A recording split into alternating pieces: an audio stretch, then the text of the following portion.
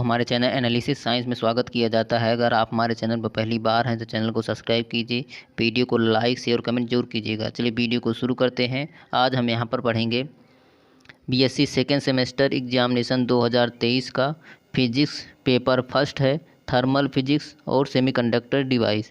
इसका आज हम इस पेपर का सलूशन पढ़ेंगे। इसके पहले हमने इस पेपर को अपलोड किया है, यदि आप उसको देखना चाहते हैं तो डिस्क्रिप्शन में आपकी यहाँ पर प्लेलिस्ट दी गई है, आप वहाँ से जा कर के देख सकते हैं। और साथ ही साथ बता दें आपको इस चैनल पर बीए, बीएससी, एमए, एमएससी आज सभी की पेपर की आपको प्लेलिस्ट मिल जाएगी और इलाहाबाद स्टेट यूनिवर्सिटी की न्यू अपडेट भी आपको इस चैनल पर मिल जाएगी। चलिए यहाँ से हम वीडियो को शुरू करते हैं।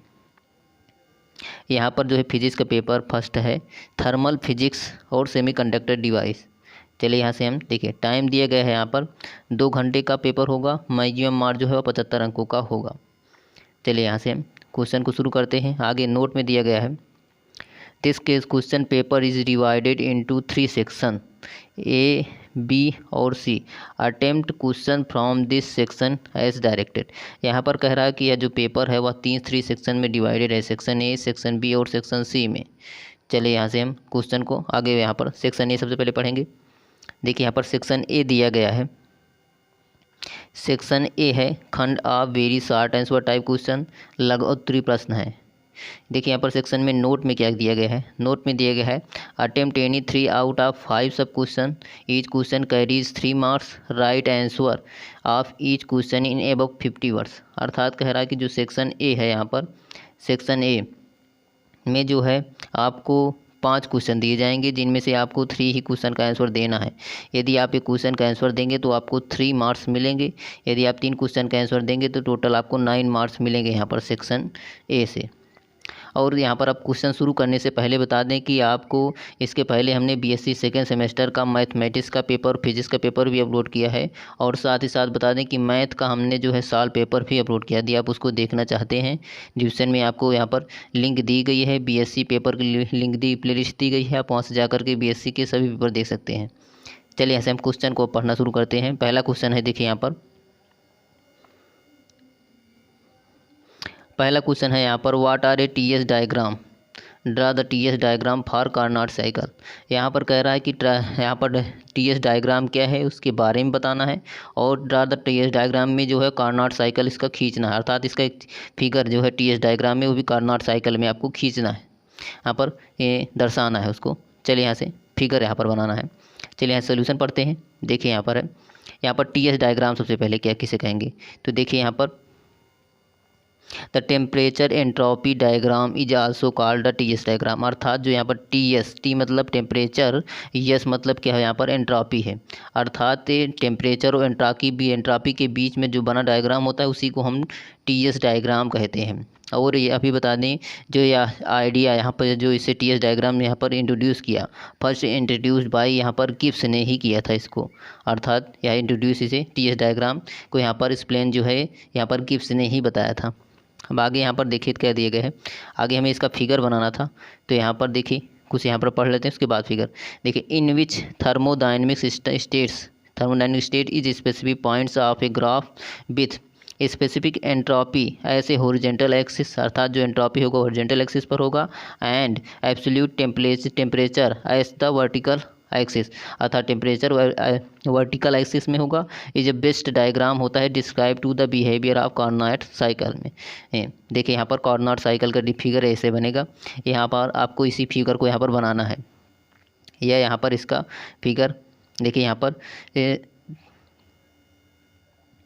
ये स्पेसिफिक एंट्रोपी और टेम्परेचर के बीच में बना डायग्राम ही टीएस डायग्राम कहलाता है। और यहाँ पर आगे इसका बता दें कि इसी जो है कार्नोट साइकिल से जो है यहाँ पर इसी से हमें इफ़िशियंसी और यहाँ पर एरिया ऑफ टीएस डायग्राम का फार्मूला भी इसी से ज्ञात किया जाता है। जो टीएस डायग्राम अर्थात इफ़िशियंसी का जो फार्मूला होता है वह ईटा इक्वल टू होता है यहाँ पर 1 - T2/T1। यह जो है फार्मूला जो है इसी साइकिल से यहाँ पर इसी कार्नोट साइकिल से यहाँ पर इसे इंटू यहाँ पर एक्सप्लेन किया जाता है, इसका डेरिवेशन किया जाता है। और साथ ही साथ बताएं जो area of TS diagram is equal हो जाता है, रिप्रेजेंट करता है amount of work done in cycle में भी। और साथ ही साथ बता दें कि जो है इसी टीएस डायग्राम से आपको यहाँ पर इफिशियंसी, वर्क डन और हीट एब्जॉर्ब और हीट रिजेक्टेड भी निकाला जाता है। अब चलिए यहाँ से हम दूसरा क्वेश्चन पढ़ते हैं। इसमें सिर्फ फिगर ही बनाना था, तो फिगर हमने यहाँ पर दिखा दिया है।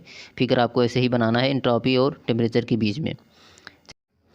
चलिए यहाँ पर हम क्वेश्चन नंबर बी पढ़ते हैं। देखिए क्वेश्चन नंबर बी है, a Carnot engine is taps 100 calories 1000 calories heat at यहाँ पर 627 degree Celsius and rejected part यहाँ पर 27 degree Celsius. Find its efficiency work done and heat rejected. यहाँ पर देखिए यहाँ पर कार्नाट इंजन के यहाँ पर Q1 अर्थात यहाँ पर हीट एब्जॉर्ब दिया गया है। यहाँ पर Q1 का मान दिया गया है 100 कैलोरीज और यहाँ पर जो है टेम्परेचर T1 का मान दिया गया है 627 डिग्री सेल्सियस और यहाँ पर हीट जो है रिजेक्टेड यहाँ पर उसका टेम्परेचर T2 का मान दिया गया है अर्थात सिंक का टेम्परेचर दिया गया है 27 डिग्री सेल्सियस। अब यहाँ पर हमें निकालना क्या क्या है, एफिशिएंसी निकालना है अर्थात यहाँ पर ईटा का मान निकालना है, वर्क डन और यहाँ पर हमें डब्लू का मान निकालना है और हीट रिजेक्टेड अर्थात यहाँ पर हमें Q2 का मान निकालना है। तो चलिए यहाँ पर हम निकालते हैं सभी का मान। सबसे पहले यहाँ पर देखिए सोल्यूशन में इफिशियंसी ऑफ कार्नाट इंजन का एक फार्मूला होता है यहाँ पर ईटा इक्वल टू W/Q1। यह तीनों फार्मूलों मोस्ट इंपॉर्टेंट है, तीनों को यहाँ पर याद कर लीजिएगा क्योंकि इसी तीनों से सभी सवालें यहाँ पर हो जाती हैं इफिशियंसी का। तो देखिए यहाँ पर दिया गया है कि eta equal to W work done upon यहाँ पर Q1 मतलब हीट एब्जॉर्ब और यहाँ इक्वल टू इसी को लिखा जाता है Q1 - Q2 अपान Q1 अर्थात यहाँ पर जो Q2 है यहाँ पर हीट रिजेक्टेड पार्ट है, हीट रिजेक्टेड से कहेंगे और आगे इसी को लिखा जाता है T1 - T2 अपान T1 ही लिखा जाता है। अब इस इक्वेशन को हम इस तरह भी लिख सकते हैं क्योंकि यहाँ पर Q1 से Q1 कट जाएगा तो हमें बचेगा 1 - Q2 अपान Q1 या कहीं कहीं आपको फार्मूला इस तरह लिखा रहेगा और इस फार्मूले को भी ऐसे लिखा जा सकता है 1 - T2 अपान T1 यहाँ पर यही लिखा रहेगा फार्मूला। चलिए यहाँ से सॉल्व करते हैं। यहाँ पर दिया गया था Q1 का मान यहाँ पर 1000 कैलोरीज था, यहाँ पर ये कैंसिल हो जाएगा, यहाँ पर ये नहीं होगा तो यहाँ पर Q1 इक्वल टू 100 कैलोरीज होगा। अब यहाँ पर देखिए आगे टेम्परेचर पहला दिया गया था यहाँ पर सोर्स का टेम्परेचर से T1 जो है वह सोर्स का टेम्परेचर और T2 जो है सिंक का टेम्परेचर होता है। तो यहाँ पर T1 सोर्स का टेम्परेचर दिया गया था यहाँ पर 627 यहाँ पर 627 डिग्री सेल्सियस दिया गया था। तो यदि हमें इसे केल्विन में चेंज करना है तो यहाँ पर 200 जो है 73 इसमें जोड़ देंगे तो यहाँ पर इसे हमें डिग्री सेल्सियस में तो 273 यहाँ पर जोड़ देंगे या तो ये हमें केल्विन में प्राप्त हो जाएगा। इसको जोड़ने पर हमें यहाँ पर 900 केल्विन आ जाएगा। आगे यहाँ से T2 का मान देखिए यहाँ पर 27 डिग्री सेल्सियस था, उसमें भी 273 यहाँ पर हम जोड़ देंगे तो हमें केल्विन में चेंज हो जाएगा 300 केल्विन हो जाएगा। अब यहाँ पर हमें निकालना था इफिशियंसी सबसे पहले, तो इफिशियंसी का यहाँ पर फार्मूला लगाएंगे। तो यहाँ पर टेम्परेचर दिया गया है तो इफिशियंसी यानी equal to eta equal to क्या था T1 - T2 अपान यहाँ पर T1। तो यही फार्मूला हम लगाएंगे। तो यहाँ पर T1 का मान क्या था 900 यहाँ पर केल्विन तो 900 - 300 अपान 900 इसमें से इसको घटाएंगे तो क्या आ जाएगा यहाँ पर 9 से 600 अपान 900। इसी को हम यदि सॉल्व करेंगे तो 0. यहाँ पर 0 इसको कैंसिल कर दीजिए, यहाँ पर 3 2 जा 3 3 जा 9। यदि इसको सॉल्व करेंगे तो 0.667 आ जाएगा। परसेंटेज में इसका हो जाएगा 66.67 यहाँ पर परसेंटेज हो जाएगा इसका आंसर। इफिशियंसी परसेंटेज में निकाला जाता है, हमेशा ध्यान रखना। आगे यहाँ पर हमें निकालने के लिए कहा था वर्क डन, तो वर्क डन यहाँ पर इसी फार्मूले से देखेंगे तो हमें यहाँ पर वर्क डन निकालना है। तो Q1 का मान तो पहले से पता है, कैलोरीज दिया गया था 1000 कैलोरीज और ईटा का मान भी हमने निकाला था तो W का मान यहाँ से निकल जाएगा अर्थात W इक्वल टू क्या हो जाएगा यहाँ पर एक क्रॉस मल्टीप्लिकेशन हो जाएगा तो यहाँ पर इधर चला जाएगा तो W इक्वल टू क्या हो जाएगा ईटा इंटू Q1। तो यहीं से हम सॉल्व कर लेंगे। देखिए यहाँ पर आगे हमने यही लिखा है W equal to eta into Q1 अर्थात यहाँ पर इसका मान क्या था 0.667 गुणे 100। यदि इसमें से गुणा करेंगे तो यहाँ पर ये पॉइंट इसका इस तरफ आ जाएगा क्योंकि 3 0 है तो इस तरफ आ जाएगा तो 667 जूल हो जाएगा। वर्क डन यहाँ पर 667 जो है इसका जूल हो जाएगा। अब यहाँ पर हीट रिजेक्टेड निकालना था तो यहाँ पर ध्यान रखना कि W इक्वल टू क्या होता है यहाँ पर Q1 - Q2 होता है। तो यहाँ पर हमें निकालना Q2 का मान है तो Q2 को इस तरफ लाएंगे कि W को उस तरफ कर देंगे वर्क डन को। तो यहाँ पर Q2 इक्वल टू क्या हो जाएगा Q2 इक्वल टू हो जाएगा Q1 माइनस यहाँ पर W हो जाएगा। अब इसी में हम घटा देंगे तो Q1 का मान 100 यहाँ पर 1000 कैलोरी दिया गया था माइनस यहाँ पर हो जाएगा हमने वर्क डन का मान भी निकाला था 667 तो इसको यहाँ पर रख देंगे, इसको घटाने पर हमें यह प्राप्त हो जाएगा। चलिए यहाँ से क्वेश्चन नंबर तीसरा पढ़ते हैं। क्वेश्चन नंबर तीसरा यहाँ पर दिया गया है, what is A quasi static process, क्या होता है क्वासी स्टैटिक प्रोसेस के बारे में लिखना है। और साथ ही साथ दिया गया स्टेट, जीरोथ लॉ और फर्स्ट लॉ ऑफ थर्मोडायनेमिक्स। यहाँ पर जो है शून्य का नियम क्या होगा और फर्स्ट यहाँ पर फर्स्ट लॉ ऑफ थर्मोडायनेमिक्स अर्थात zeroth law of thermodynamics, first law of thermodynamics दोनों की यहाँ पर स्टेटमेंट लिखनी है। चलिए यहाँ पर हम करते हैं इसका सोल्यूशन। क्वासी स्टैटिक प्रोसेस किसे कहते हैं? इन्हें थर्मोडायनेमिक्स में जो है क्वासी स्टैटिक प्रोसेस जो होता है जो रेफर करता है इसे स्लो प्रोसेस होता है। It has process its happen infinitely slow rate, जिसका स्लो रेट देता है। आगे इसी को हम लिखा जा सकता है कि quasi static process has all of its states in A equilibrium position पर होगा। अब इसी को हम यहाँ पर आगे और लिखा गया है। चलिए यहाँ से क्वासी स्टैटिक फोर्स का क्या है, उसी के बारे प्रोसेस क्या है उसके बारे में लिखना था। अब यहाँ पर हम जीरोथ लॉ के पढ़ेंगे। देखिए जीरोथ लॉ ऑफ थर्मोडायनेमिक्स किसे कहेंगे, तो यहाँ पर देखिए, if two thermodynamic systems are thermal equilibrium with each other, यहाँ पर and also separately in thermal equilibrium with a third system, then three systems are thermal equilibrium with each other. इसका यहाँ पर यही नियम हो जाएगा। अर्थात कह रहा है कि यदि दो थर्मल डायनेमिक सिस्टम जो होते हैं थर्मल इक्विलिब्रियम हो जाते हैं एक दूसरे के साथ, तो एक तीसरा अलग जो है यहाँ पर थर्ड सिस्टम होगा जो वह भी थर्मल इक्विलिब्रियम में है। तो तीनों यहाँ पर तीनों सिस्टम जो हैं एक दूसरे के थर्मल इक्विलिब्रियम में होंगे। इसी को हम zeroth law of thermodynamic system कहते हैं, जीरोथ लॉ ऑफ थर्मोडायनेमिक्स कहेंगे। अब यहाँ से चलिए इसका फिगर देख लीजिए, यहाँ पर दिए गए हैं। यहाँ पर यदि ए जो है यहाँ पर बी के साथ थर्मल इक्विलिब्रियम है, और यहाँ पर ये और जो है बी जो है वह ए के साथ, दोनों एक थर्मल इक्विलिब्रियम। तीसरा पार्ट एक होगा वह जो है वह भी जो है अलग से जो है सेपरेटली अलग से जो है वहाँ पर थर्मल इक्विलिब्रियम होगा। तो तीनों एक दूसरे के क्या हो जाएंगे, थर्मल इक्विलिब्रियम। इसी को हम जीरोथ लॉ ऑफ थर्मोडायनेमिक्स कहते हैं। अब यहाँ से देखिए फर्स्ट लॉ ऑफ थर्मोडायनेमिक्स किसे कहेंगे, फर्स्ट लॉ ऑफ थर्मोडायनेमिक्स कहेंगे the first law of thermodynamics states that energy cannot be created or destroyed, it can only be converted from one from to another। अर्थात first law of thermodynamics जो होता है उसमें गति का प्रथम नियम उसे कहते हैं कि एनर्जी ऊर्जा को न तो नष्ट किया जाता है, यहाँ पर कैन नॉट बी क्रिएटेड, यहाँ पर ऊर्जा को तो न तो बनाया जा सकता है न तो नष्ट ही किया जा सकता है। Can not be created, it can only, कैसे एक से दूसरे रूप में ऐसे कन्वर्टेड किया जाता है, अर्थात यहाँ से परिवर्तित किया जा सकता है बस। इसी को हम फर्स्ट लॉ ऑफ थर्मोडायनेमिक्स कहते हैं। अर्थात ऊर्जा को न तो नष्ट किया जा सकता है न तो ही बनाया जा सकता है, सिर्फ एक दूसरे से रूप में उसे हमें क्या करना है, परिवर्तित किया जा सकता है, कन्वर्टेड किया जाता है।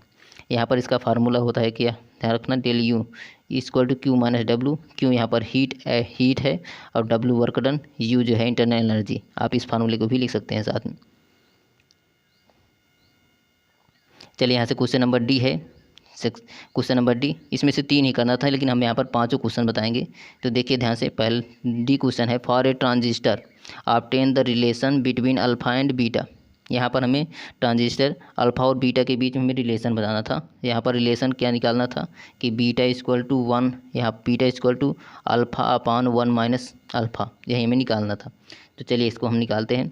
सबसे पहले यहाँ पर अल्फ़ा इक्वल टू होता है del I C upon del I, अर्थात जो होता है अल्फ़ा हम किसे कहते हैं, the ratio of change in a collector current, the ratio of change in a collector current to the emitter current, the ratio of change in a collector current to emitter current at a constant क्या हो जाएगा, यहाँ पर ये C B mode में होगा। यहाँ पर ध्यान रखना सी बी अर्थात जो है कॉमन बेस कन्फिग्रेशन में होगा, तभी यह अल्फ़ा का मान आएगा। और यहाँ पर जो बीटा हो जाता है the ratio of change in a collector current upon base current, वो भी यहाँ पर कांस्टेंट हो जाएगा। कांस्टेंट हो जाएगा क्या, यहाँ पर इसका हो जाएगा, यहाँ पर सी बी मोड में था तो यह एक सी ई मोड में आ जाएगा, यहाँ पर सी ई अर्थात कॉमन इमिटर मोड में यहाँ पे आ जाएगा। जो कांस्टेंट होगा वहाँ तो वी सी ई वोल्टेज जो है वी सी ई कांस्टेंट होगा। अब साथ ही साथ हम यह भी जानते हैं कि आई अर्थात emitter current is equal to होता है, emitter current is equal to होता है collector current plus base current, यही फार्मूला होता है ये। अब इसी फार्मूले से हमें यहाँ से अल्फ़ा और बीटा का रिलेशन निकालना है। चलिए यहाँ से निकालेंगे। तो ध्यान से देखिए, इसमें अल्फ़ा इक्वल टू क्या था, अल्फ़ा इक्वल टू था the ratio of change in collector current upon emitter current. अब इमिटर करंट का फार्मूला क्या हो जाता है, emitter current is equal to हो जाता है कि collector current plus base current होता है। तो यदि हम आई ई के स्थान पर इसको लिख सकते हैं तो हमने यही लिख दिया गया आई सी अपान आई सी प्लस आई बी। अब यहाँ पर देखिए ध्यान से, हमें यहाँ पर जो है IC प्राप्त हो गया। अब यहाँ पर हम IB यहाँ से अर्थात बेस करंट को ऊपर नीचे यहाँ पर डिवाइड कर देंगे। यदि हम यहाँ पर बेस करंट को डिवाइड करेंगे तो ये क्या हो जाएगा, यहाँ पर ये हो जाएगा IB, और इसमें भी IB से हो जाएगा और इसमें भी बेस करंट से। यदि हम डिवाइड्स करेंगे तो यहाँ से ये बेस करंट यह वाला कैंसिल हो जाएगा, ये वाला ऐसे ही लिख दीजिए। तो यहाँ पर IC अपान IB हो जाएगा, अपान IC अपान IB प्लस 1 हो जाएगा, यह कैंसिल हो गया। अब यहाँ से देखिए IC अपान IB को हम क्या लिखते हैं, बीटा, अर्थात बीटा इक्वल टू होता है कि the ratio of collector current to base current. तो यहाँ पर इसको हम लिख देंगे बीटा। और यहाँ से देखिए यहाँ पर भी IC अपान IB है, तो इसको भी हम बीटा लिख देंगे, बीटा और प्लस 1, अर्थात अल्फा इक्वल टू आ गया बीटा अपान बीटा प्लस 1। यहाँ पर रिलेशन यह हो गया। हमें निकालना था कि यहाँ पर हमें प्रूफ करना था कि बीटा इक्वल टू क्या था, अल्फ़ा अपान 1 माइनस अल्फ़ा। तो अब ध्यान से देखिए, अब इसी इक्वेशन को यहाँ से अल्फ़ा इक्वल टू आ गया बीटा अपान बीटा प्लस 1। अब इसी को हम थोड़ा पलट देंगे तो क्या हो जाएगा, 1 अपान अल्फ़ा इक्वल टू क्या हो जाएगा, बीटा प्लस 1 अपान बीटा। अब यहाँ से बीटा कैंसिल हो जाएगा, तो सिंपली हमें बचेगा क्या आगे, 1 अपान अल्फ़ा इक्वल टू हो जाएगा 1 प्लस 1 अपान बीटा, यही प्राप्त हो जाएगा। अब आगे यहाँ पर देखिए इसे सॉल्व कर देंगे, यही हमने लिखा है, देखिए यही 1 plus beta upon 1 plus alpha. अब इसी हम सिंपली इसी को हम चेंज कर देंगे, क्या करेंगे यहाँ पर देखिए, इसी को हम क्या करेंगे यहाँ पर कि 1 माइनस 1 अपान, यहाँ पर इसी को इस 1 को उस तरफ भेज देंगे, क्या हो जाएगा यहाँ पर देखिए 1 अपान बीटा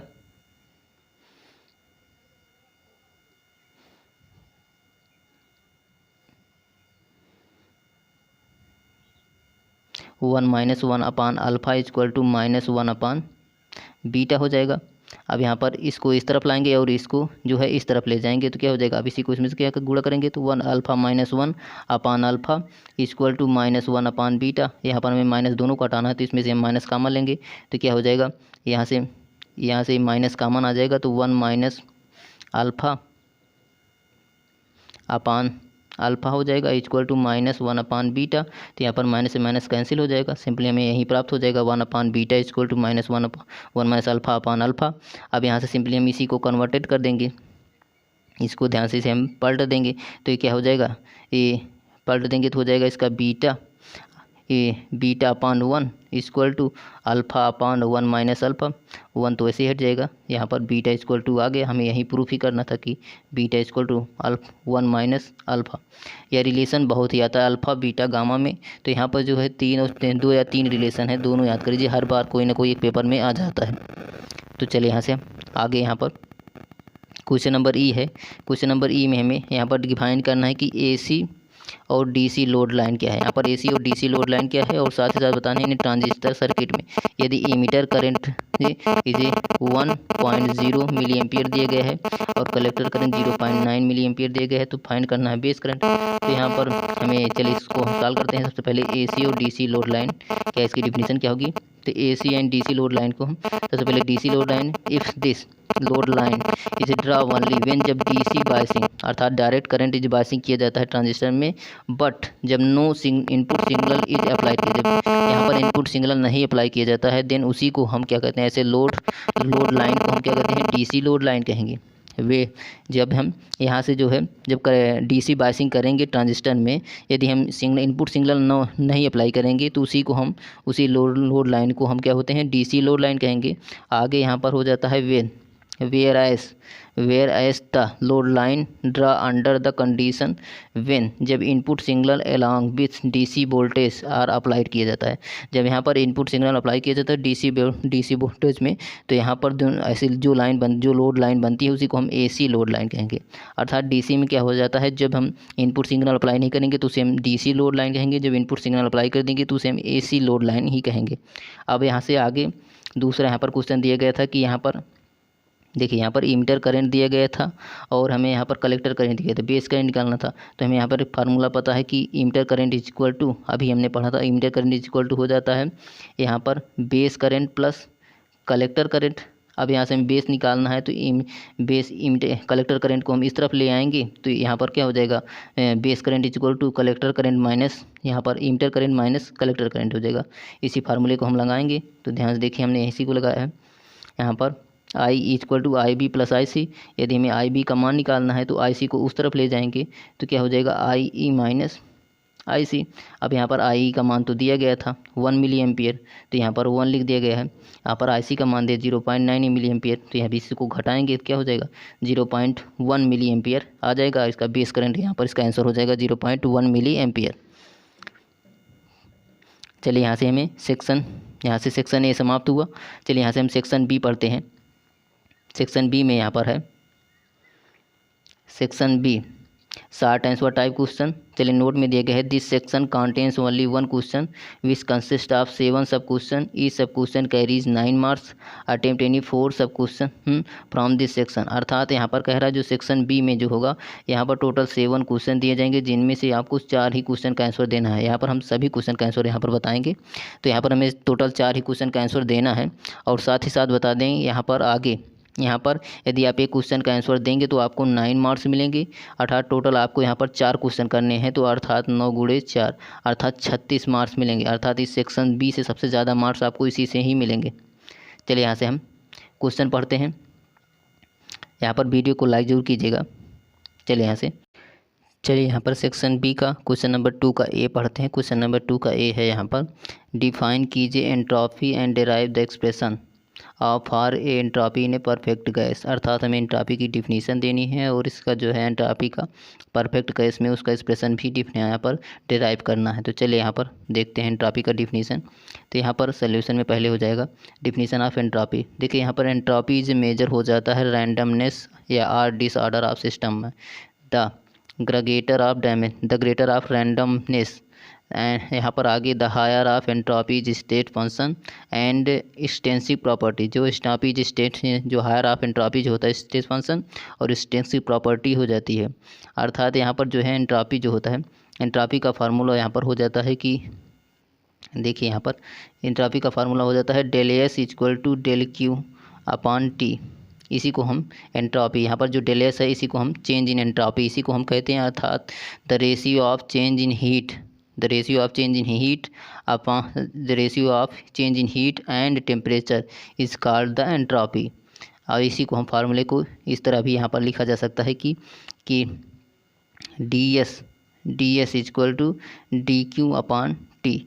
इसी यहाँ पर जो यस हो जाता है इसी यस को ही हम एंट्रोपी ही कहते हैं। यहाँ पर फार्मूले में इसी को ही एंट्रोपी कहा जाता है, यस को ही एंट्रोपी कहते हैं। तो यहाँ पर चलिए आगे, यहाँ पर इसकी यूनिट जो हो जाएगी यहाँ पर जूल प्रति केल्विन या मोल इनवर्स। अर्थात इसका फार्मूला से यहाँ पर देखिए, अब यहाँ से फार्मूला एंड डायमेंशन निकालेंगे, तो यहाँ से देखिए फार्मूला एंड डायमेंशन में तो एंट्रोपी क्या हो जाता है यहाँ पर del S equal to del Q upon T. अर्थात यहाँ पर क्यू अपॉन टी, तो क्यू क्या है यहाँ पर हीट है, तो हीट का यहाँ पर मात्रक निकालना है, तो यहाँ पर डब्ल्यू इक्वल टू क्या हो जाता है, देखिए यहाँ पर डब्ल्यू इक्वल टू होता है एन डॉट Q1। तो एन का तो यहाँ पर परसेंटेज में निकाला जाता है, उसकी क्षमता है। Q1 जो है Q1 का मात्रक जो होगा वही W का मात्रक यहाँ पर होगा, अर्थात W का यहाँ पर मात्रक वर्क डन का मात्रक क्या होता है जूल यहाँ पर, तो इसका हो जाएगा जूल। और टेम्परेचर का मात्रक केल्विन होता है, तो जूल प्रति केल्विन, अर्थात जो यहाँ पर एंट्रोपी का जो मात्रक होगा वह जूल प्रति केल्विन हो जाएगा। या अब यहाँ से हम इसका निकालते हैं, इसका जो है डायमेंशन निकालेंगे, तो डायमेंशन यहाँ पर कैसे हो जाएगी, इसकी बीमा हो जाएगी जो यहाँ पर क्यू की बीमा अगर निकालेंगे तो डब्ल्यू की बीमा जो होगी वह क्यू की होगी। अर्थात जूल की जो बीमा होता है ML2T-2 होता है। अब यहाँ टेम्परेचर का मात्रा क्या होता है केल्विन, तो इसका क्या हो जाएगा के को उस ऊपर ले जाएंगे तो क्या हो जाएगा ML2T-2 K-1, अर्थात इसकी बीमा यही हो जाएगी। कभी कभी इसका मात्रक और बीमा दोनों पूछता है, ध्यान रखना इसका बीमा और मात्रक जरूर याद रख लेना। अर्थात जो इसकी मात्रक होगा यहाँ पर जूल प्रति केल्विन हो जाएगा, बीमा निकालेंगे तो जूल का क्या हो जाता है ML2T-2 और अपान में केल्विन को ऊपर ले जाएंगे केल्विन-1, यहाँ पर पावर केल्विन पावर जो होता है -1 हो जाएगा, अर्थात ML2T-2 K-1 हो जाएगा। अब चलिए यहाँ से हम इसका जो है यहाँ पर एक्सप्रेशन निकालेंगे। यहाँ पर जो परफेक्ट गैस के लिए सबसे पहले यहाँ पर देखिए to derive the expression of entropy of ideal gas function of temperature and volume. यहाँ पर टेम्परेचर और वॉल्यूम के यहाँ पर हम निकालेंगे जो परफेक्ट गैस के लिए। तो सबसे पहले यहाँ पर देखिए भी स्टार्ट करते हैं the second law of thermodynamics del S equal to del Q upon del T, जहाँ पर एस क्या है एंट्रोपी और क्यू क्या है यहाँ पर हीट और टी टेम्परेचर। चलिए यहाँ से देखिए, यहाँ पर दिया गया है कि यहाँ पर देखिए आगे लिखा भी है कि del S is a change in entropy, del S क्या है चेंज इन एंट्रोपी है, डेल क्यू क्या है इज हीट ट्रांसफर हो चेंजेस, टी इज क्या है टेम्परेचर है। चलिए यहाँ से हम इसे इक्वेशन नंबर फर्स्ट मान लेंगे, ध्यान रखना इसे इक्वेशन नंबर फर्स्ट, इसी का यूज हम यहाँ पर आगे करेंगे।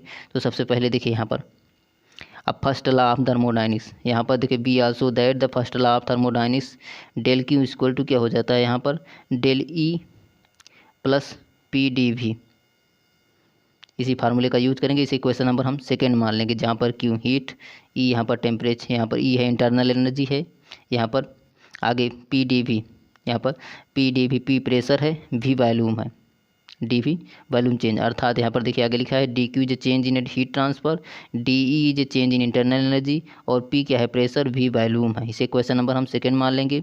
अब यहाँ से देखिए इक्वेशन नंबर थर्ड, यहाँ परफेक्ट गैस के लिए तो आइडियल गैस क्वेश्चन यहाँ पर यूज करेंगे, तो यहाँ पर हो जाता है आइडियल गैस के लिए P V equal to N R T, यह फार्मूला सभी जानते हैं, पी वी इक्वल टू क्या होता है एन आर टी, इसे क्वेश्चन नंबर हम थर्ड मान लेंगे। अब यहाँ से देखिए पी प्रेशर है, वी वॉल्यूम है, यहाँ पर यानी मोलू की संख्या है, आर जो है यहाँ पर गैस स्थिरांक अर्थात गैस कांस्टेंट है, टी टेम्परेचर है यहाँ पर आगे फॉर ए आइडियल गैस के लिए एक फार्मूला और होता है एंट्रोपी, और यहाँ पर heat capacity at constant volume और टेम्परेचर के बीच संबंध होता है del E equal to C D C V and D T, इसे इक्वेशन नंबर हम 4 मान लेंगे। अब यहाँ से देखिए हमें इक्वेशन नंबर थर्ड, अब इसी इक्वेशन में हम यहाँ पर रखेंगे डेल ई का मान यहीं पर रखेंगे इक्वेशन नंबर 2 से। अब यहाँ से मैं इसी इक्वेशन नंबर 2 में रखेंगे डेल ई का मान अभी हमने यहाँ पर निकाला था, और यहाँ पर पी का मान भी यहाँ निकाले रखेंगे, तो दोनों का मान रखेंगे तो यहाँ पर देखिए हमें प्राप्त हो जाएगा, देखिए substituting equation 4, 3 and 2 in we get, अर्थात डेल क्यू इक्वल टू क्या था यहाँ पर डेल क्यू इक्वल टू था del E plus P D V, तो यहाँ पर डेल ई इक्वल टू क्या था यहाँ पर डेल ई का मान था सी वी डी टी, और यहाँ पर पी का मान निकालना है तो P V equal to N R T था, यहाँ से पी का करेंगे तो भी जो है यहाँ पर इस तरफ चला आएगा अर्थात अपान भी, अर्थात पी का मान यहीं पर हमने पुट कर दिया है तो आर टी अपान भी इंटू डी भी हो गया यहाँ पर। अब यहाँ पर आगे देखिए एन मोलों की संख्या है, तो यहाँ परफेक्ट गैस के लिए एन का मान यहाँ पर हटा देंगे। अब आगे यहाँ पर देखिए अब इसी में अब डी क्यू इक्वल टू इतना आ गया।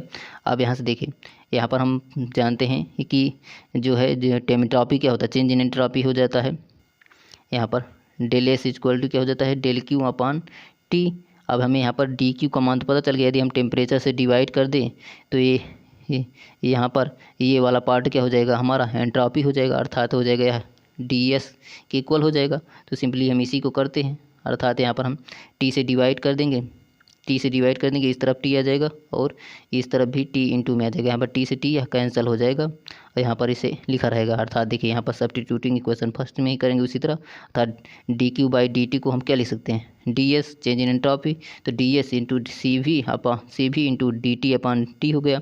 अब यहाँ से टी से टी कैंसिल हो जाएगा तो आर हो जाएगा अपान यहाँ पर डी भी अपान भी हो जाएगा, देखिए हमने यही लिखा है इसी इक्वेशन को। अब यहाँ से आगे क्या करना है, इसी को इंटीग्रेट करेंगे, देखिए यहाँ पर इसको इंटीग्रेट करेंगे तो हम यहाँ पर इसी को इंटीग्रेट कर देंगे तो हमें यहाँ पर S2 ये S1 और S2, तो यहाँ पर क्या हो जाएगा S2 minus S1 integrating this equation. अब यहाँ से C भी, अब यहाँ से डी टी अपान डी, हम यहाँ पर जाते हैं यदि हम 1 अपान एस का यदि इंटीग्रेशन करेंगे तो क्या आ जाता है log x। तो सिमिलरली यहीं पर वैसे ही तो लिखा गया है कि integration D T upon T का यदि इंटीग्रेशन करेंगे तो क्या हो जाएगा log टी, यहाँ पर एल एन इसका स्टैंडर्ड फॉर्म लिखा गया है, अर्थात यह log T2 यहाँ पर T2 अपान T1 हो जाएगा।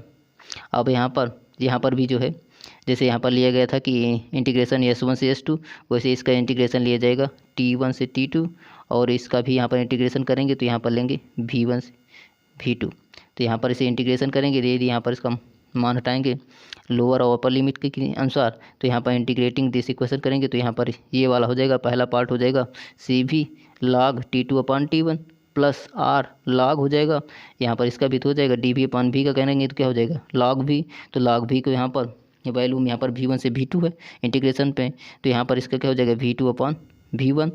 अब यहाँ से इसी इक्वेशन को हम, यह इक्वेशन हो गया एंट्रॉपी का इक्वेशन में प्राप्त हो गया, which is required expression for entropy in terms of volume and temperature के टर्म में हमें प्राप्त हो गया है। इक्वेशन में यही प्राप्त करना था, अर्थात एंट्रॉपी के इससे एंट्रॉपी का यहाँ पर इक्वेशन ही यहाँ डिराइव करना था, हो गया। चलिए यहाँ से क्वेश्चन नंबर हम बी पढ़ते हैं। क्वेश्चन नंबर बी है establish Clausius Clapeyron question explain the effect of pressure on the melting points of solids and boiling points of liquids on basic of this equation। यहाँ पर सबसे पहले क्लासियस क्लैपेरॉन इक्वेशन हमें यहाँ पर सबसे पहले डिराइव करना होगा। आगे उसके बाद यहाँ पर उसके प्रेशर पर क्या इफेक्ट पड़ता है melting points and boiling points of liquid, उसके बारे में भी यहाँ पर लिखना है इफेक्ट क्या होगा। चलिए यहाँ सबसे पहले क्लासियस कैप्रोन इक्वेशन को हम सॉल्व करते हैं। क्लासियस कैप्रोन इक्वेशन है क्या, पहले सबसे पहले ध्यान देखिए। दिस इक्वेशन इज रिलेटेड हो जाता है चेंज इन मेल्टिंग पॉइंट्स या or boiling point, change in melting points या boiling points when it changes state under different the pressure is called the latent heat equation. अब इसी फार्मूले को देखें ध्यान से।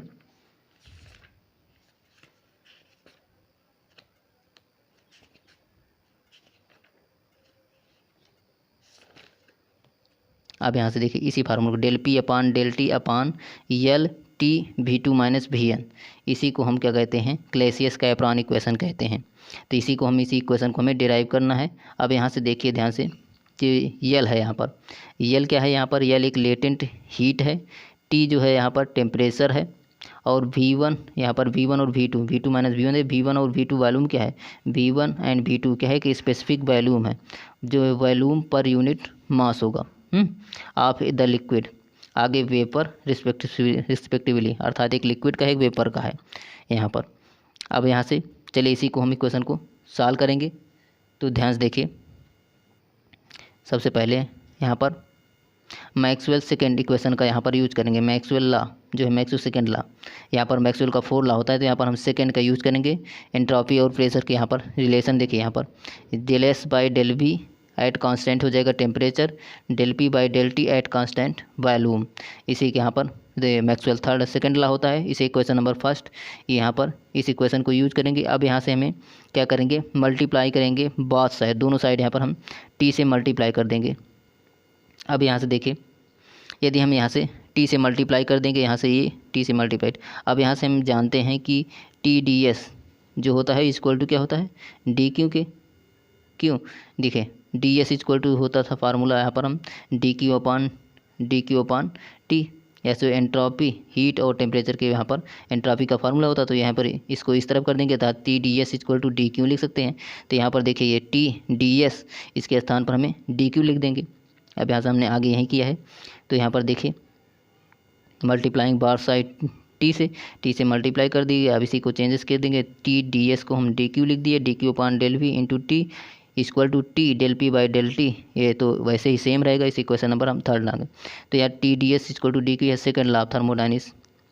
अब यहाँ से विच मीन्स, यहाँ से आगे देखिए which means that the latent heat of isothermal expansion is equal हो जाता है। यहाँ पर जो लेटेंट हीट होगा आप आइसोथर्मल एक्सपेंशन में जो है इक्वल हो जाता है product of absolute temperature and rate of increase pressure with temperature at constant volume होता है। अब इसी का हम यूज करेंगे। तो आगे यहाँ पर देखिए इफ़ द अमाउंट ऑफ, यदि हीट जो है वह डी क्यू हो जाए, तो डी क्यू होगा हीट कि गिवन यदि 1 ग्राम हो जाए, 1 ग्राम ऑफ सब्सटेंस हो जाए तो एक कांस्टेंट टेम्परेचर हो जाए, तो देन इस स्पेसिफिक वॉल्यूम जो होता है चेंजेस क्या हो जाएगा V1 से V2, अर्थात डी क्यू इक्वल टू यल आ जाएगा। लेट यल के स्थान पर क्या हो जाएगा यहाँ पर V2, यहाँ पर देखिए आगे D Q equal to L, और यहाँ पर वॉल्यूम चेंजेस हो जाएगा D del V equal to V2 minus V1। अब इसी फार्मूले को हम इक्वेशन नंबर थर्ड में यूज करेंगे, जहाँ डेल क्यू है उसी के स्थान पर हम यल रखेंगे और डेल वी के स्थान पर हम क्या रख देंगे V2 माइनस V1। चलिए यहाँ से हम रखते हैं, देखिए ये फार्मूला इसी इक्वेशन नंबर थर्ड में, यदि हम डेल क्यू के स्थान पर यल रख देंगे तो यहाँ पर देखिए ये यल अपान डेल वी हो जाएगा। अब यहाँ से इसमें थोड़ा चेंजेस कर देंगे। अब यहाँ से डेल वी के स्थान पर हमें रखना क्या था, V2 माइनस V1 हो जाएगा। तो इक्वल टू ये तो ऐसे सेम ही रहेगा, सिर्फ यही चेंजेस हो जाएगा। तो देखिए हम आगे ऐसे ही किए हैं। ये देखिए पुट इन इक्वेशन थर्ड में L/V2 माइनस V1। अब T del P by del T same वैसे ही रहने देंगे। अब यहाँ से देखिए इसी को T को उस तरफ ले जाएंगे, सिमिलरली ये उस तरफ ले जाएंगे तो यहाँ पर क्या हो जाएगा, del P by del T, del P by del T अकेले हो जाएगा, यहाँ पर इस तरफ अकेले हो जाएगी। इसको इस तरफ लाएंगे तो क्या हो जाएगा, del P by del T L/, यहाँ से ये मल्टीप्लाई में इस तरफ आ जाएगा तो डिवाइड में हो जाएगा यहाँ पर। तो यहीं हमने लिखा है तो L/T V2 माइनस V1। तो यही तो एक क्लासियस कैपरॉन इक्वेशन था, यही तो हमें प्रूफ ही करना था। अर्थात दिस इज क्या होगा, क्लासियस कैपरॉन इक्वेशन। इस इक्वेशन को हमें प्रूफ करना था। यह क्वेश्चन मोस्ट इंपॉर्टेंट है, पेपर में कई बार आता है, तो इस क्वेश्चन को जरूर लगा लीजिएगा। चलिए यहाँ से हम आगे क्वेश्चन करते हैं। आगे यहाँ पर दिया गया था effect of pressure on A boiling point पर निकालना था लिक्विड। देखिए effect of pressure on A boiling point of liquid. तो यहाँ पर वेन जब लिक्विड, देखिए अब यहाँ से आगे इफेक्ट क्या पड़ेगा इसी इक्वेशन से। तो ये इक्वेशन देखिए, वेन जब लिक्विड इज बॉयल करेगा तो specific volume of vapour V2 is larger than हो जाएगा volume of specific volume of V1 पर, अर्थात V2 का मान V1 से बड़ा हो जाएगा। यहाँ पर जब लिक्विड बॉयल करेगा तो यहाँ पर क्या हो जाएगा, स्पेसिफिक वॉल्यूम ऑफ वेपर जो V2 था वो जो लार्जर देन हो जाएगा, अर्थात V2 का मान बड़ा हो जाएगा specific volume of V1 of liquid से। अर्थात आगे क्या हो जाएगा, क्वांटिटी या V2 माइनस V1 क्या हो जाएगा, पॉजिटिव हो जाएगा जब यह बड़ा हो जाएगा यहाँ पर। अर्थात देखिए V2 माइनस V1 देगा, यदि V2 का मान हम 4 हो जाएगा, अगर V1 का मान 1 हो जाए तो क्योंकि यहाँ पर यह बड़ा होना चाहिए हमेशा कह रहा है, यदि हम 4 रखेंगे तो 4 माइनस 1 अर्थात यह पॉजिटिव आ जाएगा, अर्थात V2 माइनस V1 का मान पॉजिटिव हो जाएगा। Which means the equation of 4 quantity of del P by del T is will be positive. तो इक्वेशन देखिए यहाँ पर, इक्वेशन इस इक्वेशन को देखिए, यदि यहाँ पर हम V2 का मान अगर बड़ा हो जाए V1 से, तो यहाँ पर यदि हम मान लीजिए V2 का मान यहाँ पर L/T, यदि V2 का मान यदि हम रख देंगे यहाँ पर मान लीजिए 4 है और V1 का मान 1 है, तो इसमें घटाएंगे तो यहाँ पर T 3 आ जाएगा। अर्थात देखिए यहाँ पर यदि इसका मान यह पॉजिटिव यह बड़ा हो जाएगा तो del P by del T का मान आल्सो ही क्या हो जाएगा, यहाँ पर पॉजिटिव ही आएगा। तो यहीं इसका हो जाएगा। अब आगे तो quantity of del P by del T is also positive ही हो जाएगा बिकॉज क्योंकि L और T इज ऑलवेज पॉजिटिव में ही होता है। अब आज से आगे जो था L यहाँ पर लेटेंट हीट और टेम्परेचर जो होगा वो ऑलवेज पॉजिटिव में होगा। This terms means in with जब इंक्रीज हो जाता है pressure and temperature will be आज आल्सो इंक्रीज हो जाएगा। यहाँ से जो प्रेशर हो del P by del T, ये टेम्परेचर इंक्रीज होगा तो यहाँ पर प्रेशर इंक्रीज होगा तो टेम्परेचर इज आल्सो इंक्रीज हो जाएगा। That is boiling points of the liquid is increase हो जाएगा विथ इंक्रीज हो जाएगा प्रेशर। यहाँ पर सिमिलरली इसी को हम यदि यहाँ से यदि प्रेशर इंक्रीज होगा तो टेम्परेचर आल्सो इंक्रीज हो जाएगा। यदि प्रेशर डिक्रीज हुआ तो यहाँ पर बॉइलिंग पॉइंट्स ऑफ आल्सो इसका टेम्परेचर जो होगा वह आल्सो ही डिक्रीज हो जाएगा। अब यहाँ से हमें अब यहाँ पर बॉइलिंग पॉइंट्स हो गया, मेल्टिंग पॉइंट पर निकालना है इफेक्ट ऑन प्रेशर को। तो देखिए यहाँ से उसी इक्वेशन में आगे effect of pressure on melting points of solid. When जब सॉलिड मेल्ट्स करता है its volume way be increase या डिक्रीज होगा। जब मेल्ट्स करेगा वॉल्यूम पर सॉलिड यहाँ पर तो इंक्रीज होगा या डिक्रीज होगा। फॉर एग्जांपल सम लाइट्स, मान लीजिए कोई आइस है, बर्फ़, गैलियम, बिस्मिथ या कास्ट आयरन हो जाएगा etc।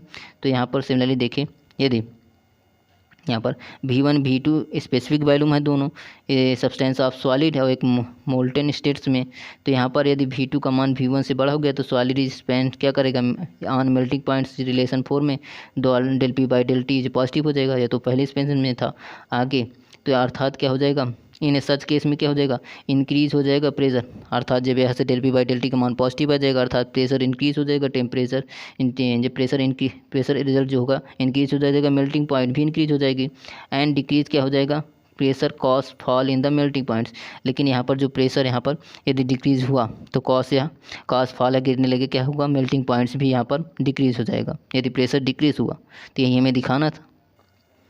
तो चलिए यहाँ पर क्वेश्चन नंबर सी पढ़ते हैं। क्वेश्चन नंबर सी है यहाँ पर what are a thermodynamic potential. यहाँ पर थर्मोडायनेमिक पोटेंशियल क्या है, prove that the Gibbs Helmholtz equation. यह क्वेश्चन भी मोस्ट इंपॉर्टेंट है, ज़रूर इसको लगा लीजिएगा क्योंकि यहाँ गिब्स हेल्महोल्ट्ज इक्वेशन कई बार है पूछता है क्या है और इसका प्रूफ तो प्रूफ भी करने को कहेगा। तो चलिए यहाँ से थर्मोडायनेमिक पोटेंशियल किसे कहेंगे। थर्मोडायनेमिक पोटेंशियल है इसे हम fundamental function is a quantity is use to represent the state of system. जो यहाँ पर थर्मोडायनेमिक पोटेंशियल है फंडामेंटल फंक्शन एक क्वांटिटी होती है जो रिप्रेजेंट किया जाता है स्टेट ऑफ सिस्टम में। We are a 4 fundamental function हो जाता है। यहाँ पर 4 फंडामेंटल फंक्शन होता है, जहाँ पर पहला यहाँ पर हो जाएगा internal energy U, enthalpy H, Helmholtz free energy से हम एफ से डिनोट करते हैं, और and Gibbs free energy G, then are इसी को हम पोटेंशियल एनर्जी कहेंगे या डिफाइन करता है कैपेसिटी टू वर्क। अब इसी जो 4 क्वांटिटी है थर्मोडायनेमिक पोटेंशियल उसे कहेंगे जो internal energy, enthalpy, Helmholtz free energy और गिब्स फ्री एनर्जी, इन्हीं जो पोटेंशियल है इन्हीं को हम थर्मोडायनेमिक पोटेंशियल ही कहते हैं। यहाँ पर जो चार फंडामेंटल फंक्शन है इसी को हम यहाँ पर थर्मोडायनेमिक पोटेंशियल कहते हैं। अब यहाँ से देखिए इंटरनल एनर्जी, जो इंटरनल एनर्जी फंक्शन किसका किसका होता है, क्वेश्चन कई बार इसका आपको यहाँ पर क्वेश्चन में यूज मिलेगा। यहाँ से इंटरनल एनर्जी जो होता है वो फंक्शन किसका हो जाता है, यहाँ पर एंट्रोपी और वॉल्यूम का, अर्थात जो इंटरनल एनर्जी फंक्शन होता है सिर्फ एंट्रोपी और वॉल्यूम का। और हेल्महोल्ट्ज़ फ्री एनर्जी जो एफ होता है, या फिर जो वॉल्यूम हो या फिर जो फंक्शन किसका होता है, वॉल्यूम और टेम्परेचर का फंक्शन होगा। और एंथैल्पी जो होगा वह जो है एंट्रोपी और प्रेशर का फंक्शन होगा। और गिब्स फ्री एनर्जी जो होगा वह टेम्परेचर और प्रेशर का, यहाँ पर टेम्परेचर प्रेशर का फंक्शन होगा। अब यहाँ से देखिए इन सभी का फार्मूला होता है, तो यहाँ पर इसको भी ध्यान रखिएगा, इस फार्मूले का भी कई बार यूज होता है। तो यहाँ पर डायरेक्ट पूछेगा कि हेल्महोल्ट्ज़ फ्री एनर्जी क्या है, तो यहाँ पर F equal to U minus T S लिखेंगे, तो इसी को हम हेल्महोल्ट्ज़ फ्री एनर्जी कहेंगे। एंथैल्पी किसे कहते हैं, यहाँ पर यू प्लस पी वी का जो योग होता है वह एंथैल्पी के इक्वल आता है, यह क्वेश्चन भी इंपॉर्टेंट है। अब गिब्स फ्री एनर्जी किसे कहेंगे, तो H minus T S equal to जो जी होगा, तो इसी को हम गिब्स फ्री एनर्जी कहेंगे। या तीनों चारों फार्मूलों को जरूर याद रखना। आगे यहाँ पर चलिए, यहाँ से हमें गिब्स हेल्महोल्ट्ज़ इक्वेशन को हमें प्रूव करना है। तो थर्मोडायनेमिक पोटेंशियल क्या हुआ, जो internal energy, enthalpy, Helmholtz free energy और गिब्स फ्री एनर्जी, इन्हीं चारों यहाँ पर फंडामेंटल फंक्शन को ही हम थर्मोडायनेमिक पोटेंशियल ही कहते हैं। अब चलिए यहाँ से हम सेकेंड पार्ट को प्रूफ करेंगे। देखिए सेकेंड पार्ट को प्रूफ करने के लिए सबसे पहले तो यहाँ पर देखिए यहाँ पर इससे पहले क्वेश्चन लिखेंगे। प्रूफ में हमें करना क्या होगा, देखिए सबसे पहले first and second law of thermodynamics का यहाँ पर यूज करेंगे। तो यहाँ पर देखिए first law of thermodynamics del Q equal to del U plus D W, और डी डब्ल्यू इक्वल टू क्या होता है, पी डी वी, ये तो लिखा जाता है, ये इक्वेशन ये हो जाएगा।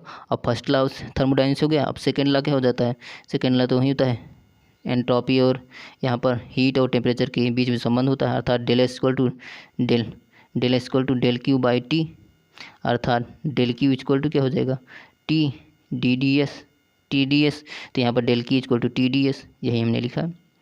अब यहाँ से कंबाइनिंग करेंगे दोनों रिलेशन को। अब यहाँ से देखिए, अब कंबाइनिंग टू रिलेशन, अब यहाँ से हमें इसी को ध्यान से देखेंगे, ये वाला।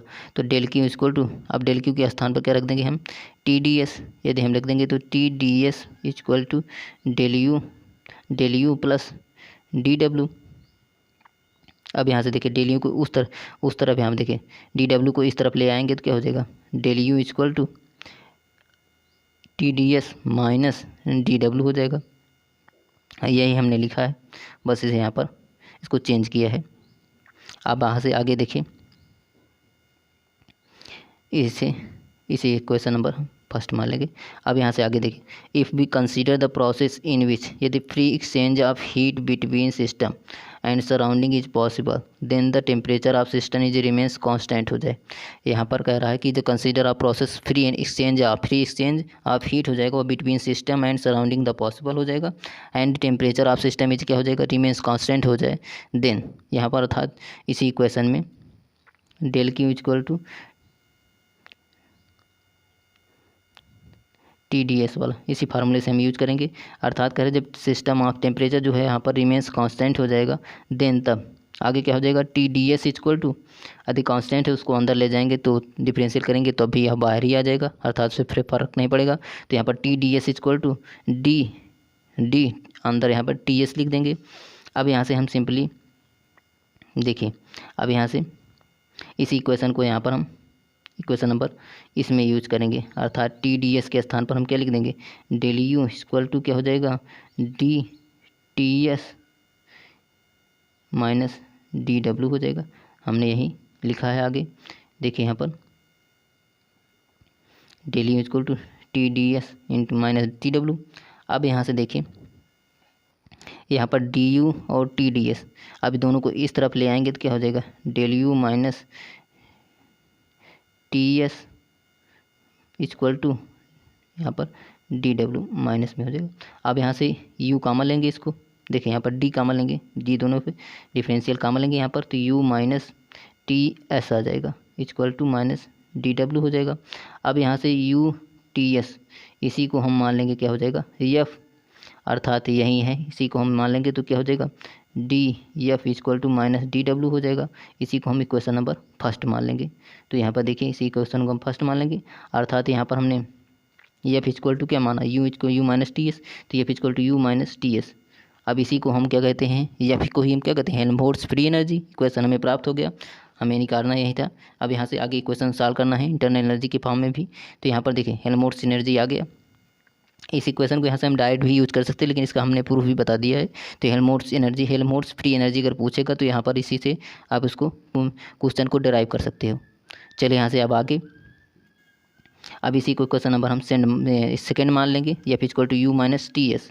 अब यहाँ से हम आगे क्या होगा, अब इसी को हम हेल्महोल्ट्ज़ फ्री एनर्जी कहते हैं। तो आगे यहाँ से the value of function F is depends only upon the state of system, D F is क्या हो जाएगा, परफेक्ट डिफरेंशियल हो जाएगा, यदि इसका हम परफेक्ट डिफरेंशियल करेंगे। अब इसी इक्वेशन को ध्यान से देखिए, इसी इक्वेशन को यदि हम डिफरेंशियल करेंगे तो इसी का तो क्या हो जाएगा, प्राप्त हमें क्या हो जाएगा, देखिए आगे। तो यहाँ पर हो जाएगा del F D U T D S लिख देंगे। अब टी डी एस जो डी टी एस को हम क्या करेंगे, डिफरेंशियल करेंगे, तो डेल यू तो वैसे रह देंगे, टी डी एस को क्या हो जाएगा, पहला हम यहाँ से मल्टीप्लाई में डिफरेंशियल करेंगे, सबसे पहले हम टी का छोड़ देंगे, एस का करेंगे, तो माइनस टी डी एस। देखिए यहाँ पर इसका हम यहाँ पर कर देते हैं अलग से, यदि हम इसका करेंगे तो क्या हो जाएगा, सबसे पहले यदि हम यहाँ पर टी को छोड़ेंगे, यस का करेंगे पहले, तो टी डी हो जाए, टी डी एस हो जाएगा। फिर अब यहाँ से हम प्लस, यहाँ से अब एक की बार हम यहाँ पर यस को छोड़ देंगे, टी का करेंगे तो क्या हो जाएगा, यस डी टी। अब यहाँ पर ये माइनस में ही था तो माइनस अभी हो जाएगा, यहाँ पर ये भी माइनस हो जाएगा, तो हमने यही लिख दिया है, देखिए T D S S D T हमने यही लिख दिया। आगे चेंजेस क्या है, देखिए del U D T S को del U T D S minus S D T हो गया। अब इसी इक्वेशन में ध्यान से देखिए, अब डेल यू इक्वल टू, अब यहाँ से फ्रॉम द इक्वेशन, हमने यहाँ पर इक्वेशन नंबर 1 माना था, यहाँ पर इक्वेशन नंबर फर्स्ट ऊपर था, यहाँ पर जहाँ पर डेल यू इक्वल टू हमने निकाला था T D S minus D W, उसी इक्वेशन में तो यहाँ पर टी डब्ल्यू के स्थान पर क्या रख सकते थे, माइनस पी डी बी, तो हमने वहीं यहाँ पर यूज किया है पी डी बी। तो यहाँ पर del U equal to T D S minus P D B, इसी इक्वेशन को हम इसमें यूज करेंगे। तो ध्यान से देखिए यहाँ पर del F T D S वैसे रहेगा। अब यहाँ से देखिए, अब डेल यू के स्थान पर हमने ये है इस इक्वेशन में, जो यहाँ पर डेल यू के स्थान पर हम क्या रख देंगे, इसको रख देंगे, यहाँ पर इसको रख देंगे। तो ध्यान से देखिए, इसको यहाँ पर हम रख देंगे तो क्या हो जाएगा, T D S minus P D B, same इसको ऐसे ही रहने देंगे। तो यहाँ पर देखिए del F T D S minus P D B, T D S minus D B. अब यहाँ से ये वाला ये कैंसिल हो जाएगा। अब यहाँ से देखिए हमें बचेगा क्या, del D F equal to minus P D B और माइनस एस डी टी, हम यहीं बच गए। अब इसी को हम यहाँ पर इस क्वेश्चन नंबर थर्ड मान लेंगे, इसी क्वेश्चन नंबर हम थर्ड मान लेंगे। अब यहाँ से देखिए, अब हेल्महोल्ट्ज़ यहाँ से this show that the Helmholtz free energy function is function होता है। यहाँ पर जो हेल्महोल्ट्ज़ फंक्शन होता है वो किसका फंक्शन होता है, वॉल्यूम और टेम्परेचर का। इसको हमने पहले ही क्वेश्चन में बताया था, यहाँ पर आगे ही भी बताया था थर्मोडायनामिक पोटेंशियल में। अर्थात जो यहाँ पर एफ है वो फंक्शन किसका होता है, ये वी और टी का। अब यहाँ से हम इसी को हम डिफरेंशियल करेंगे एट कांस्टेंट किससे हो जाएगा, टेम्परेचर और वॉल्यूम से। अब यहाँ से हम डेल एफ, अब यहाँ पर देखिए यहाँ पर आ जाएगा इसका डेल एफ। अब यहाँ पर हम भी का करेंगे, वो टेम्परेचर कांस्टेंट हो जाएगा, तो क्या हो जाएगा del F by del V at constant क्या हो जाएगा, T into D V plus, अब की बार हम टेम्परेचर का करेंगे, वॉल्यूम कांस्टेंट हो जाएगा, तो यहाँ पर हो जाएगा del F by del T at constant यहाँ पर वॉल्यूम इंटू डी टी, यही हमें प्राप्त हो जाएगा। अब देखिए हम आगे हमने यहीं लिखा है, देखिए यहाँ पर ये यहीं लिखा है। अब यहाँ से हम इक्वेशन नंबर थर्ड को यहाँ पर comparing the relation with equation number third. Equation number third क्या है, देखिए यहाँ पर ये है -PdV माइनस SdT, अर्थात DF इक्वल टू इतना है। अब इसी से हम इसको कंपेयर करेंगे तो हमें S इक्वल टू क्या प्राप्त हो जाएगा, देखिए S इक्वल टू आ जाएगा -∂F/∂T at constant value V, इस ये, और दूसरा हो जाएगा हमारा ∂F/∂V at constant T equal to P आ जाएगा। अब हमें ज़रूरत क्या था कि F equal to U minus TS, हमें S प्राप्त करना था, तो S हमारा यहीं से आ जाएगा। इसी में हम यदि पुट कर देंगे तो F इक्वल टू U, यहाँ से माइनस है तो माइनस माइनस प्लस ∂F/∂T हो जाएगा एट कांस्टेंट क्या हो जाएगा भी। अब यू को यहाँ पर, अब देखिए इक्वेशन में प्राप्त होगा यू को उस तरफ कर देंगे, एफ को इस तरफ कर देंगे, तो ये आ जाएगा U equal to F minus ∂F/∂T at constant value भी। यही हमें इक्वेशन प्राप्त ही करना था। देखिए हमने आगे यहीं किया है, देखिए एफ इक्वल टू यहाँ पर जब एस का मान रखे तो F equal to U plus T ∂F/∂T S constant value भी। अब देखिए टी को इस तरफ ले जाएंगे तो सीधा क्या हो जाएगा, यू इक्वल टू यहाँ पर आ जाएगा F minus T ∂F/∂T at constant क्या हो जाएगा भी। हमें यही इक्वेशन ही प्राप्त करना था। देखिए हमें इक्वेशन प्राप्त हो गया। चलिए यहाँ से हम क्वेश्चन नंबर डी करते हैं। देखिए यहाँ पर क्वेश्चन नंबर डी है। क्वेश्चन नंबर डी में हमें यहाँ पर प्रूव करना है, प्रूव दैट TDS इक्वेशन। यहाँ पर TDS के फॉर्म में दो इक्वेशन दिया गया है और दोनों इक्वेशन को हमें प्रूव करना है। पहला यहाँ पर इक्वेशन है TDS equal to CV dt plus T∂P/∂T at constant value V into DV। दूसरा दिया गया है TDS equal to CP dt minus T∂P/∂T at constant P into DP। हमें इसी को प्रूफ करना है। अब चलिए इस क्वेश्चन को प्रूफ करते हैं। देखिए यहाँ पर देखिए CV क्या है, देखिए यहाँ पर CV है यहाँ पर specific heat at constant value. CV जो है यहाँ पर स्पेसिफिक हीट है एट कांस्टेंट वैल्यू। यहाँ पर जो CV है CV है यहाँ पर है specific heat at constant value, और CP है यहाँ पर specific heat at constant pressure. चलिए ऐसे इसको प्रूव करते हैं। पहला पार्ट है, फर्स्ट पार्ट को प्रूव करने के लिए हमें सिंपली करना क्या होगा, सबसे पहले लेटेस्ट फर्स्ट एक्सप्रेस एंट्रोपी का फंक्शन लिया जाता है, वो भी वॉल्यूम और टेम्परेचर। अर्थात एंट्रोपी का फंक्शन हो जाएगा यहाँ पर S equal to entropy S है, जो फंक्शन हो जाता है वॉल्यूम और टेम्परेचर का। अब इसी को हम डिफ्रेंशिएशन करेंगे तो ध्यान से देखिए, डिफरेंशियल करेंगे तो इसका क्या हो जाएगा, यहाँ पर हो जाएगा इसका DS इक्वल टू, अब की बार यहाँ पर देखिए T कांस्टेंट हो जाएगा, तो यहाँ पर क्या आ जाएगा ∂V/∂T एट कांस्टेंट क्या हो जाएगा temperature T into DV plus simply अब की बार हम यदि T का करेंगे तो V कांस्टेंट हो जाएगा, तो क्या हो जाएगा ∂S, यहाँ पर ये ∂S होगा ∂S अपॉन ∂T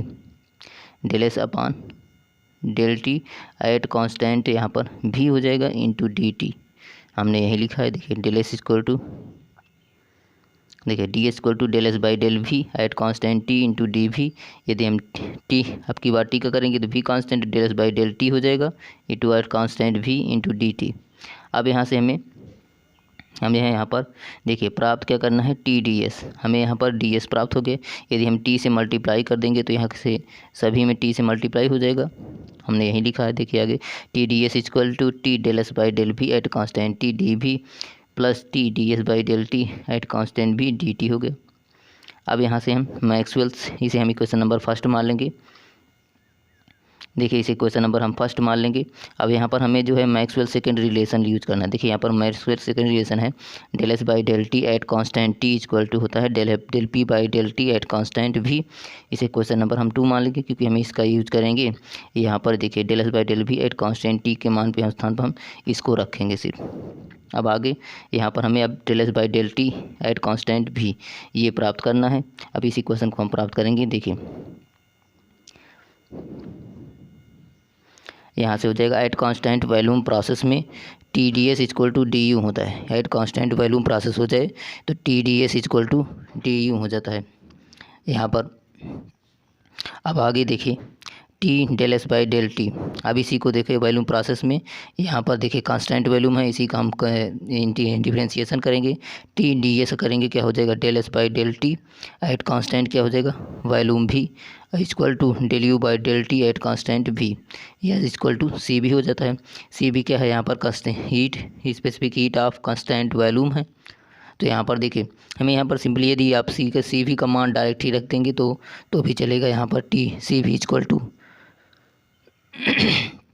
सी भी इक्वल टू हो जाएगा T del S by del T at constant भी हो जाएगा। यहाँ पर हम डायरेक्ट इसका मान रख देंगे यहाँ पर, या तो यहाँ से आपको T D H equal to del U प्राप्त करके आपको यहाँ से इसका डिफरेंशिएशन कर देंगे, वहाँ से भी प्राप्त हो जाएगा, या आप डायरेक्ट इसका यूज भी कर सकते हैं। इसे क्वेश्चन नंबर हम 3 मान लेंगे। अब यहाँ से देखिए हमें जो है T D del S by del T at constant भी प्राप्त हो गया। तो अभी यह जो हमने पहले क्वेश्चन प्राप्त किया था उस दोनों को इसी में मान में हम यहाँ पर रख देंगे। अब यहाँ पर देखिए इसी में हम ये क्वेश्चन नंबर फर्स्ट है, तो इसमें यहाँ पर डेल एस के स्थान पर del S by del T at constant P के फॉर्म को हम क्या लिख देंगे यहाँ पर, उसका था इनटू में T del S by del T at constant भी इक्वल टू क्या था यहाँ पर, इसका मान दिया गया था, इसका मान था सी भी एट कांस्टेंट, यहाँ specific heat at constant volume. अब इसी के स्थान पर हम इसको रख देंगे, तो इतने के स्थान पर क्या आ जाएगा, सिर्फ सी भी आ जाएगा यहाँ पर सी भी डी टी, और ये वाला हो जाएगा सिर्फ del P by del T at constant भी साथ में टी।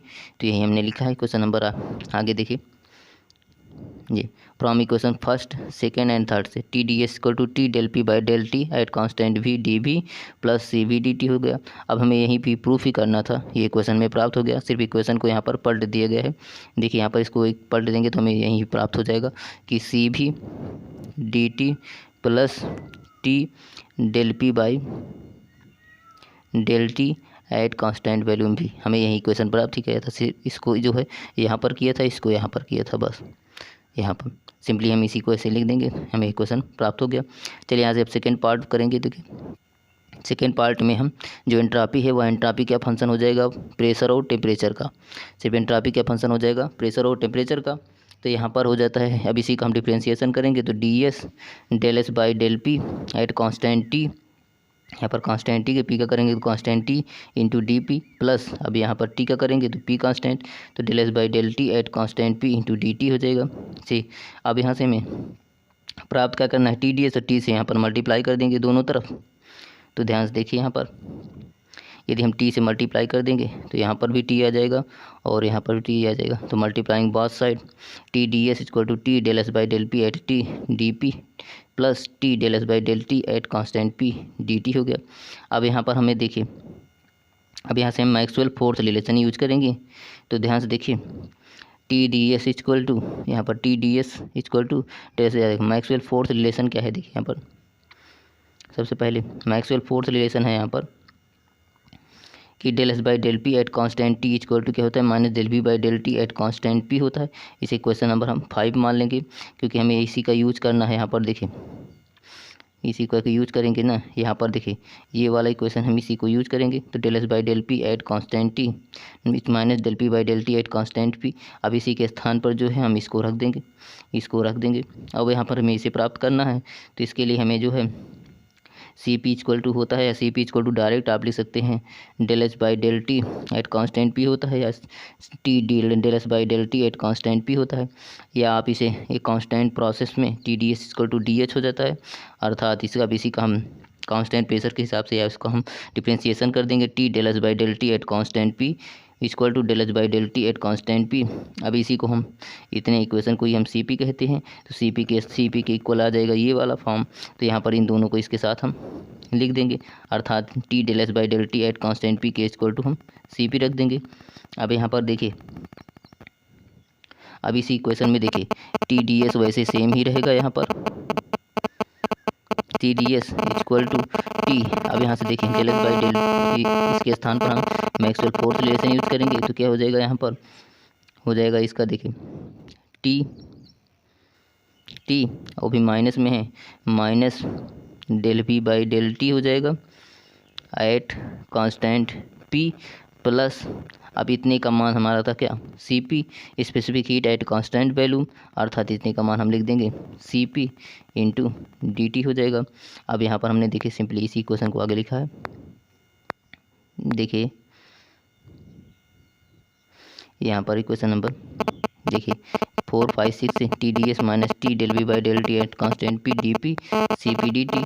अब यहाँ से हमें इसी क्वेश्चन को थोड़ा पढ़ देंगे, इक्वल टू हो जाएगा C P D T minus T del V by del T at constant P हो जाएगा। हमें यही क्वेश्चन में लिखा गया है। चलिए यहाँ पर फर्स्ट और सेकेंड पार्ट हमें प्रूफ हो गया। चलिए यहाँ से क्वेश्चन नंबर ई करते हैं।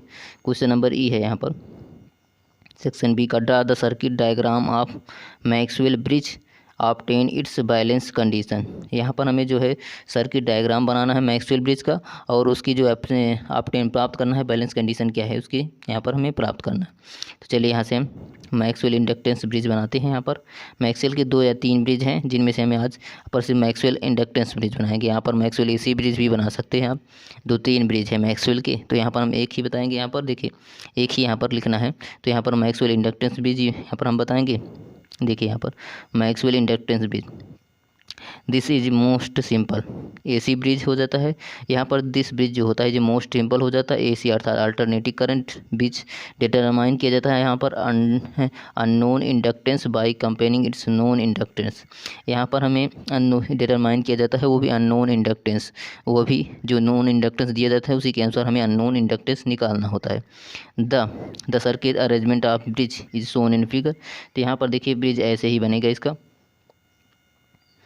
यहाँ पर देखिए ये इंडक्टेंस यहाँ पर ये है L1 और L, और यहाँ पर R1 R2 R3, यहाँ पर R4 जो दिया गया है यह सभी है हमारा क्या प्रतिरोध है, अर्थात इसके देखिए प्रतिरोध है। अब यहाँ से हमें A B C और D, अब इसी पे हम यहाँ पर इसी तरह मैक्सवेल ब्रिज बनाएंगे। अगर यदि डायग्राम पूछा था तो डायग्राम आपको इसी तरह सिंपली बनाना है यहाँ पर ऐसे करके।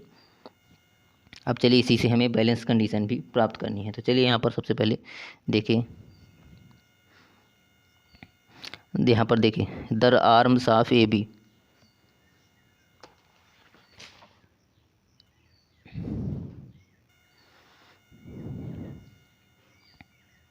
यहाँ पर देखिए इस फिगर के बारे में यहाँ पर लिखना है कुछ। देखिए द आर्म्स ऑफ ए, जो यहाँ पर the arms of A B है, इसके बीच में जो कॉन्टेंस रखता है कोइल इंडक्टेंस क्या है L1 है।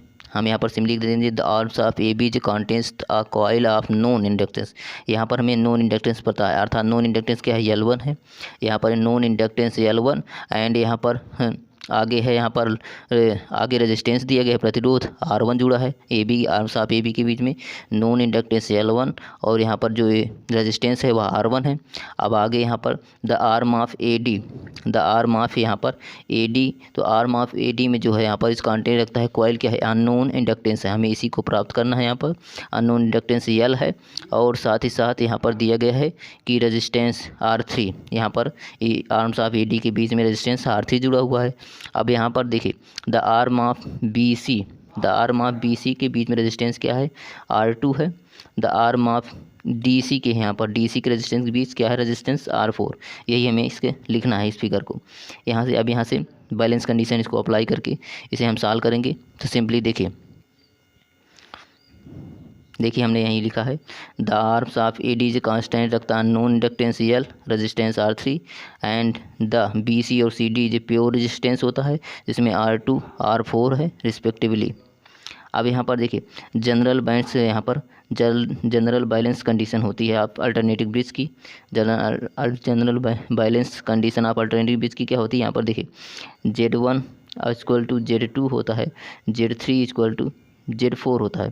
तो यहाँ पर सिंपली इसका हमने यहाँ पर क्रॉस मल्टीप्लिकेशन किया है, वही करके हमने लिख दिया है। तो क्या हो जाएगा Z1 इंटू Z4 यही लिखा है equal to Z2 into Z3, यही हमने लिख दिया क्वेश्चन नंबर 4। अब यहाँ पर देखिए Z1 इक्वल टू, यहाँ पर अब इसी में देखिए यहाँ पर है ये Z1 Z2 Z3 और Z4 है यहाँ पर। अब यहाँ पर हम Z1 का यदि मान निकालेंगे तो क्या आ जाएगा, यहाँ पर Z1 का मान आ जाएगा, यहाँ पर हमें क्या जुड़ा हुआ है लोड रेजिस्टेंस देखिए, रेजिस्टेंस लिखा है R1 तो R1 प्लस हो जाएगा यहाँ पर L1 जुड़ा है तो L1 यहाँ पर हो जाएगा जे ओमेगा, यहाँ पर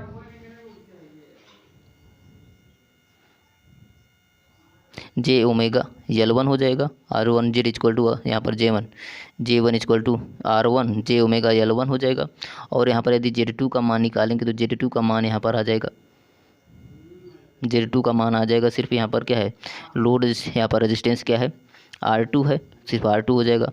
Z3 का मान यहाँ पर निकालेंगे तो क्या हो जाएगा यहाँ पर R3 प्लस जे ओमेगा, यहाँ पर L हो जाएगा, जे ओमेगा L है, L हो जाएगा। और Z4 का मान क्या हो जाएगा यहाँ पर निकालेंगे तो इसका मान हो जाएगा सिर्फ R4 हो जाएगा, यही हमें। और यहाँ पर जो ओमेगा है वो एंगुलर फ्रिक्वेंसी हो जाता है, वो भी AC सोर्स का।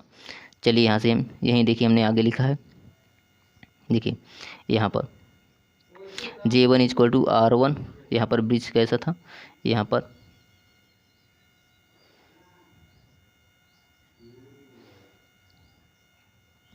तो यहाँ पर Z1 Z2 Z3 और Z4 था। तो Z1 का मान हमने निकाला था क्या R1 plus J omega L, यहाँ पर R1 था, R2 यहाँ पर R2 और ये R3 और यहाँ पर ये R4 था। Z1 equal to R1 plus J omega L, यहाँ पर इंडक्टेंस जुड़ा हुआ था तो जे ओमेगा L1 हो जाता। Z2 इक्वल टू यहाँ पर R2 हो जाएगा, यहाँ पर Z2 equal to R2, Z3 equal to R3 plus J omega L, Z4 equal to R4 हो जाएगा। अब यहाँ पर देखिए आगे हमने लिखा है जो जे ओमेगा L1 है, जे ओमेगा L1 जेड आर या जे ओमेगा L इस इम्पीडेंस होता है offered by inductance L1 and R हो जाएगा L या RL का हो जाएगा। और यहाँ पर ओमेगा क्या है, जो एंगुलर फ्रीक्वेंसी होता है वो अप्लाइड AC सोर्स का।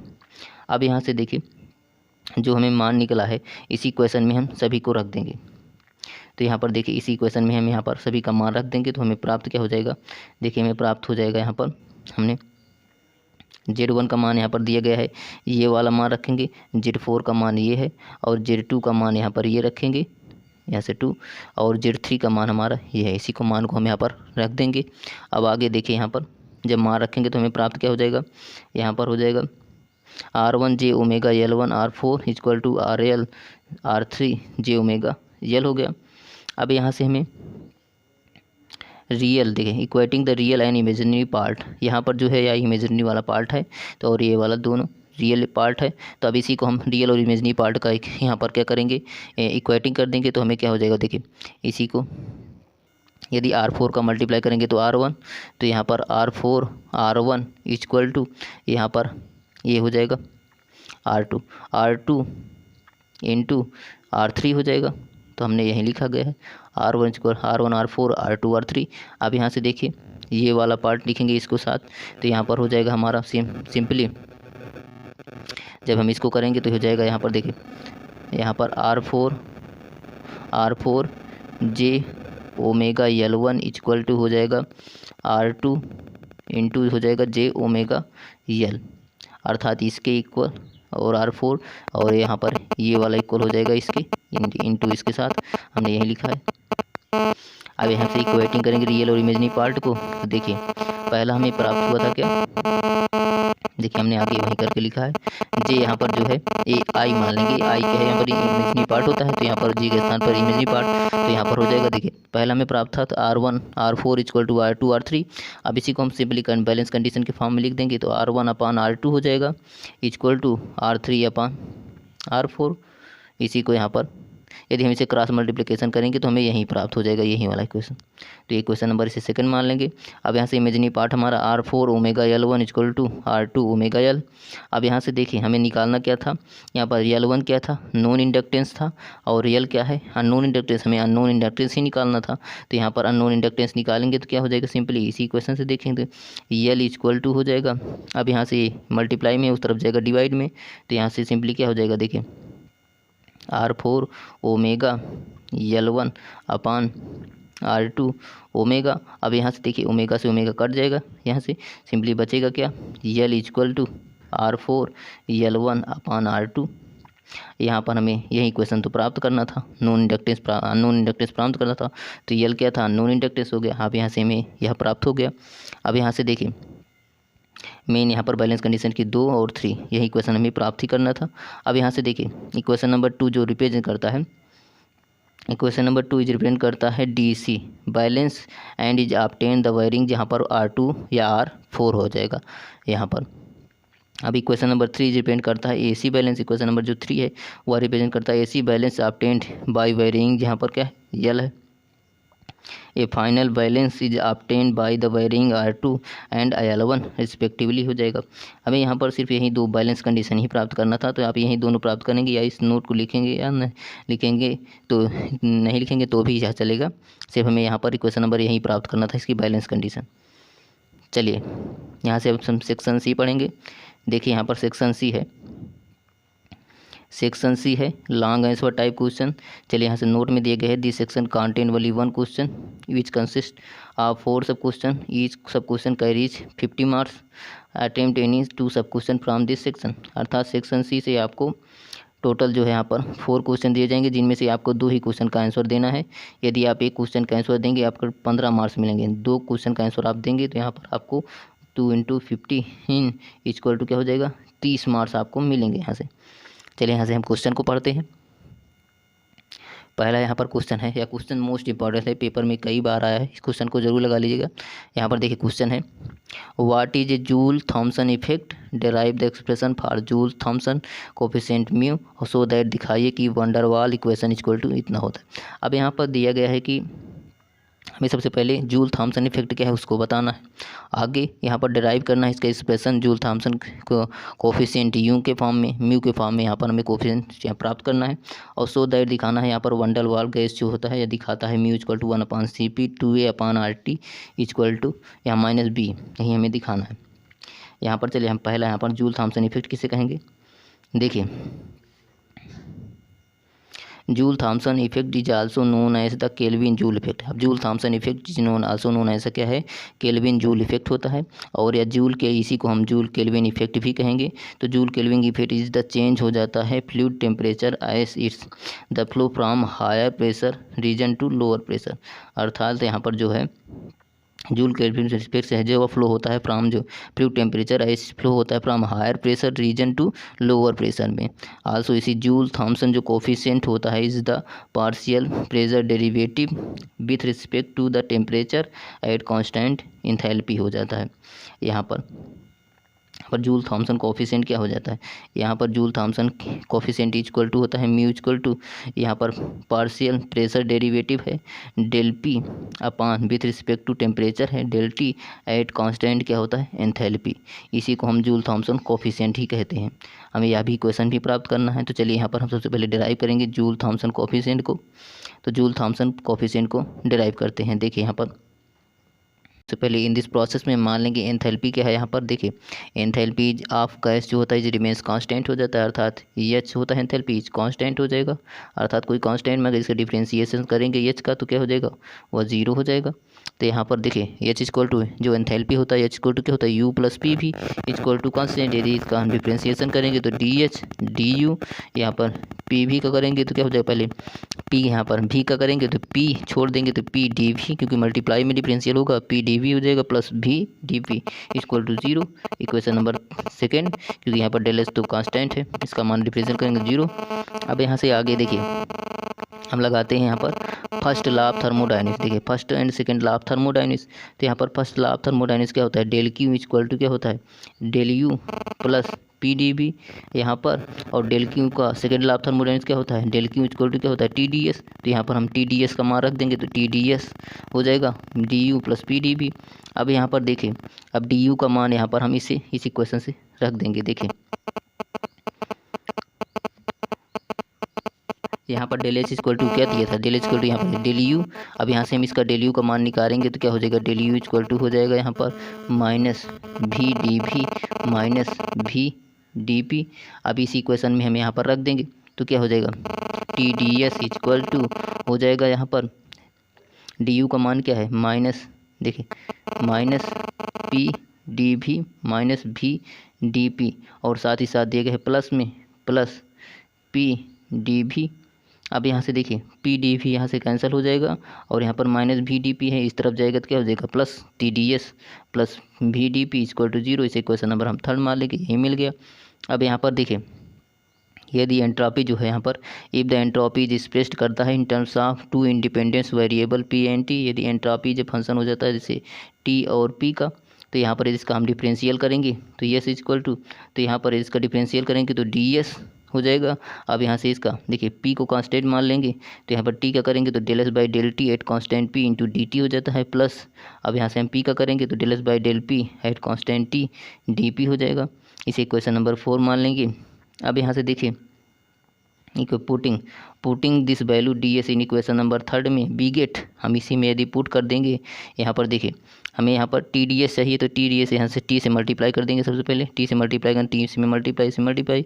अब यहाँ से टी डी एस के स्थान पर जो है यहाँ पर इसी को पूरा यहाँ से इस इक्वेशन को हम पूरे को इसी के स्थान पर यहाँ पर हम पुट कर देंगे तो हमें प्राप्त क्या हो जाएगा देखिए T D S equal to V D P पहले था तो वी डी पी देखिए यहाँ से पूरा इक्वेशन हम लिख देते हैं। देखिए T del S by del T at constant P D T plus T del S by del P at constant T into D P plus V D P था तो इसको हमने इस तरफ लिख दिया है वी डी पी हो जाएगा इक्वल टू जीरो। इस क्वेश्चन नंबर यहाँ पर अब आगे इसी क्वेश्चन को हम सॉल्व करेंगे सिंपली। देखिए अब यहाँ से देखिए इस इक्वेशन को सॉल्व करेंगे T del S by del T at constant P into D P, यहाँ पर देखिए डी पी यहाँ पर भी है डी पी यहाँ पर है तो कॉमन ले लेंगे तो क्या हो जाएगा V plus T del S by del P at constant T, यहीं आ जाता है। देखिए हमने यही कॉमन किया है D P equal to zero.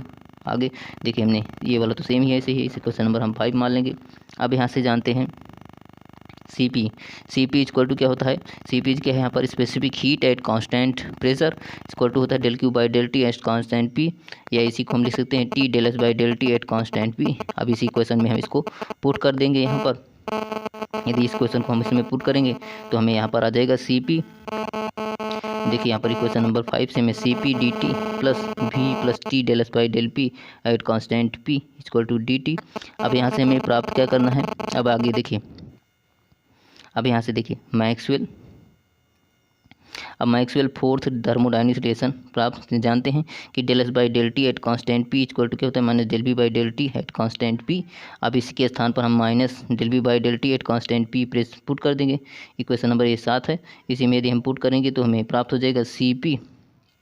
देखिए सिंपली हमें प्राप्त हो जाएगा C P D T V minus T del B by del T at constant P into D P equal to zero. अब इसी को देखिए यहाँ पर हम टी देखिए यहाँ पर हम टी को और इस दोनों को अलग करेंगे तो हमें सिंपली प्राप्त क्या हो जाएगा, यहाँ पर इसी को हम थोड़ा यहाँ पर चेंजेस कर देते हैं। देखिए अब इसी इक्वेशन को हम थोड़ा अलग कर देंगे तो C P del T equal to minus हो जाएगा V minus T del P by del T at constant क्या है पी इंटू में डी पी हो जाएगा।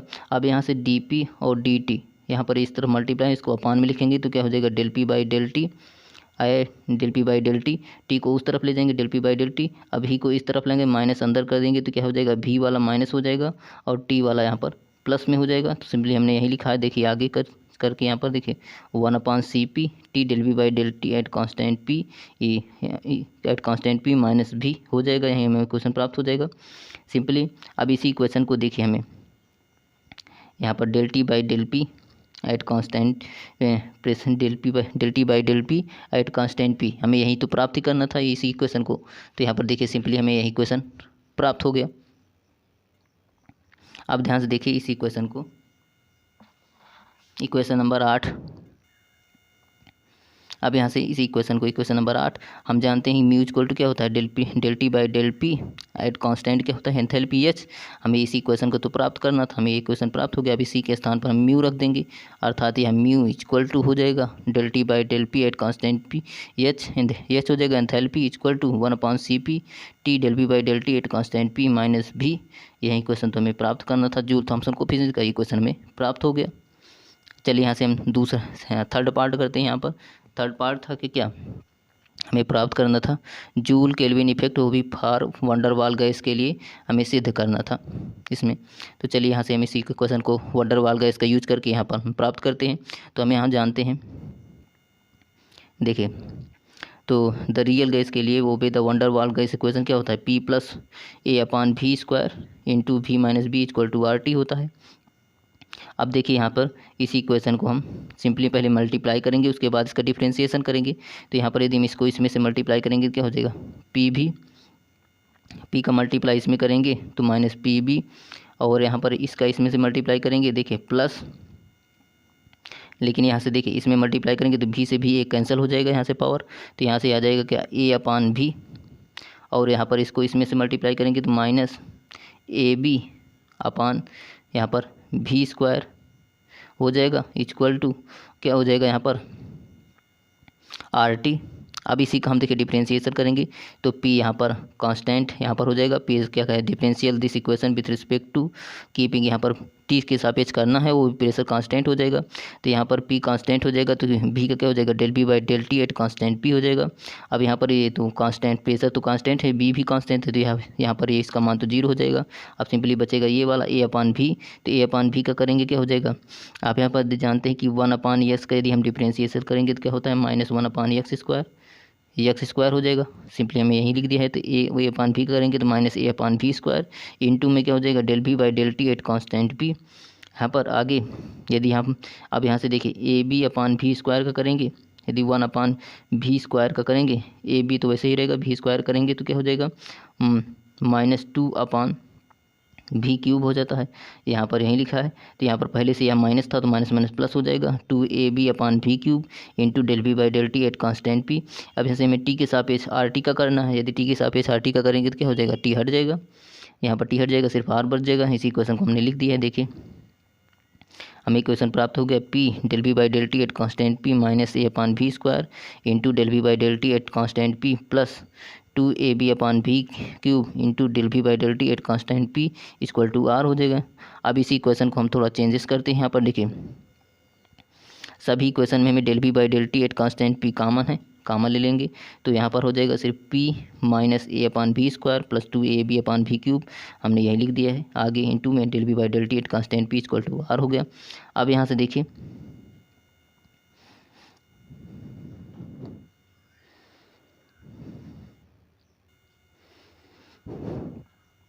अब इसी क्वेश्चन को देखिए यहाँ पर ध्यान से, इसमें हम क्या करेंगे ए अपान वी स्क्वायर, देखिए यहाँ पर हम P minus A upon V square जोड़ देंगे और घटा देंगे।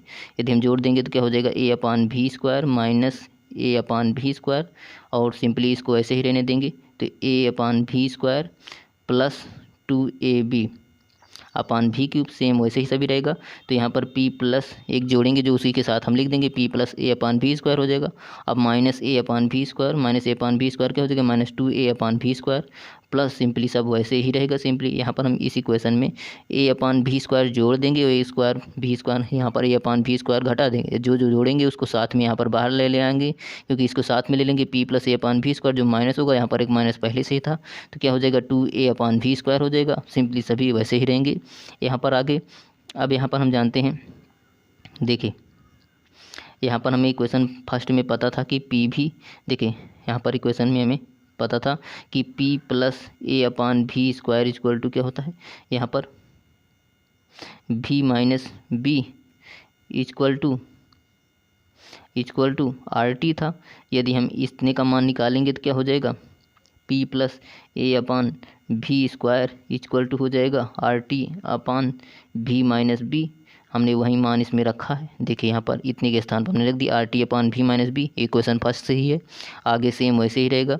अब यहाँ से देखिए V क्यूब यदि कॉमन लेंगे तो यहाँ पर इसमें जो है हम minus 2A upon V cube common लेंगे तो यहाँ पर एक V बच जाएगा, क्योंकि यहाँ पर देखिए यहाँ पर हम V से ऊपर मल्टीप्लाई कर देंगे नीचे का तो V क्यूब हो जाएगा, तो V ऊपर वाला बच जाएगा तो V हो जाएगा, माइनस पहले से बाहर, तो यहाँ पर ये प्लस है तो ये माइनस हो जाएगा, V माइनस यहाँ पर 2A अपान वी क्यूब बाहर हो जाएगा, B बचेगा तो V माइनस B हो जाएगा into del B by del T at constant P equal to R हो जाएगा। सिंपली यहीं चेंजेस करेंगे। अब यहाँ से आगे देखिए, अब del B by del T को एक साथ लिख लेंगे, सिंपली सभी को हम उस तरफ ले जाएंगे तो R, देखिए यहाँ पर उस तरफ ले जाएंगे तो क्या हो जाएगा, देखिए RT upon V minus B, देखिए यहाँ पर जो V माइनस B है यहाँ पर ये मल्टीप्लाई में है। अब इसी को हम इसमें से यहाँ पर इसमें से मल्टीप्लाई कर देंगे तो क्या हो जाएगा, v माइनस बी का होल स्क्वायर हो जाएगा। और सिंपली v माइनस बी जो होता है वह सिंपली उस तरफ ले जाएंगे तो क्या हो जाएगा, del B by del T at constant P R v minus B हो जाएगा अपान आर टी। यहाँ से ऊपर वाला v माइनस बी इसमें मल्टीप्लाई हो जाएगा तो यहाँ अपान में पूरे के आ जाएगा v माइनस बी, तो v माइनस बी अपान में आ जाएगा तो यहाँ से उतर जाएगा मल्टीप्लाई में, हमने यहीं पर लिखा है आर v माइनस बी। आगे यहाँ पर minus two A upon B cube v minus B का होल स्क्वायर यहीं में प्राप्त हो गया। इसे क्वेश्चन नंबर सेकंड मान लेंगे। अब यहाँ पर इसी क्वेश्चन को देखेंगे ध्यान से, इसी क्वेश्चन को सिंस यदि बी जे यहाँ पर लेस देन भी हो जाएगा, बी कैन इग्नोर, यहाँ पर बी को यहाँ पर हम हटा देते हैं, इसे कंपेरिजन टू भी अप्रोक्सीमेटली लाइट लिखते हैं। भी माइनस जो बी स्क्वायर है इसको हम भी स्क्वायर के फॉर्म में लिखते हैं। देखिए यहाँ पर जो बी माइनस बी का स्क्वायर है इसको हम भी क्या लिख देंगे, भी स्क्वायर लिख देंगे। यदि हम इसको भी स्क्वायर लिख देंगे तो यहाँ से भी से भी एक पावर, इसका दो पावर कट जाएगा, सिर्फ टू ए अपान भी ही बचेगा। सिंपली हमने आगे यहीं लिखा है। अब यहाँ से देखिए आगे इसमें हम टी से भी मल्टीप्लाई भी करते हैं।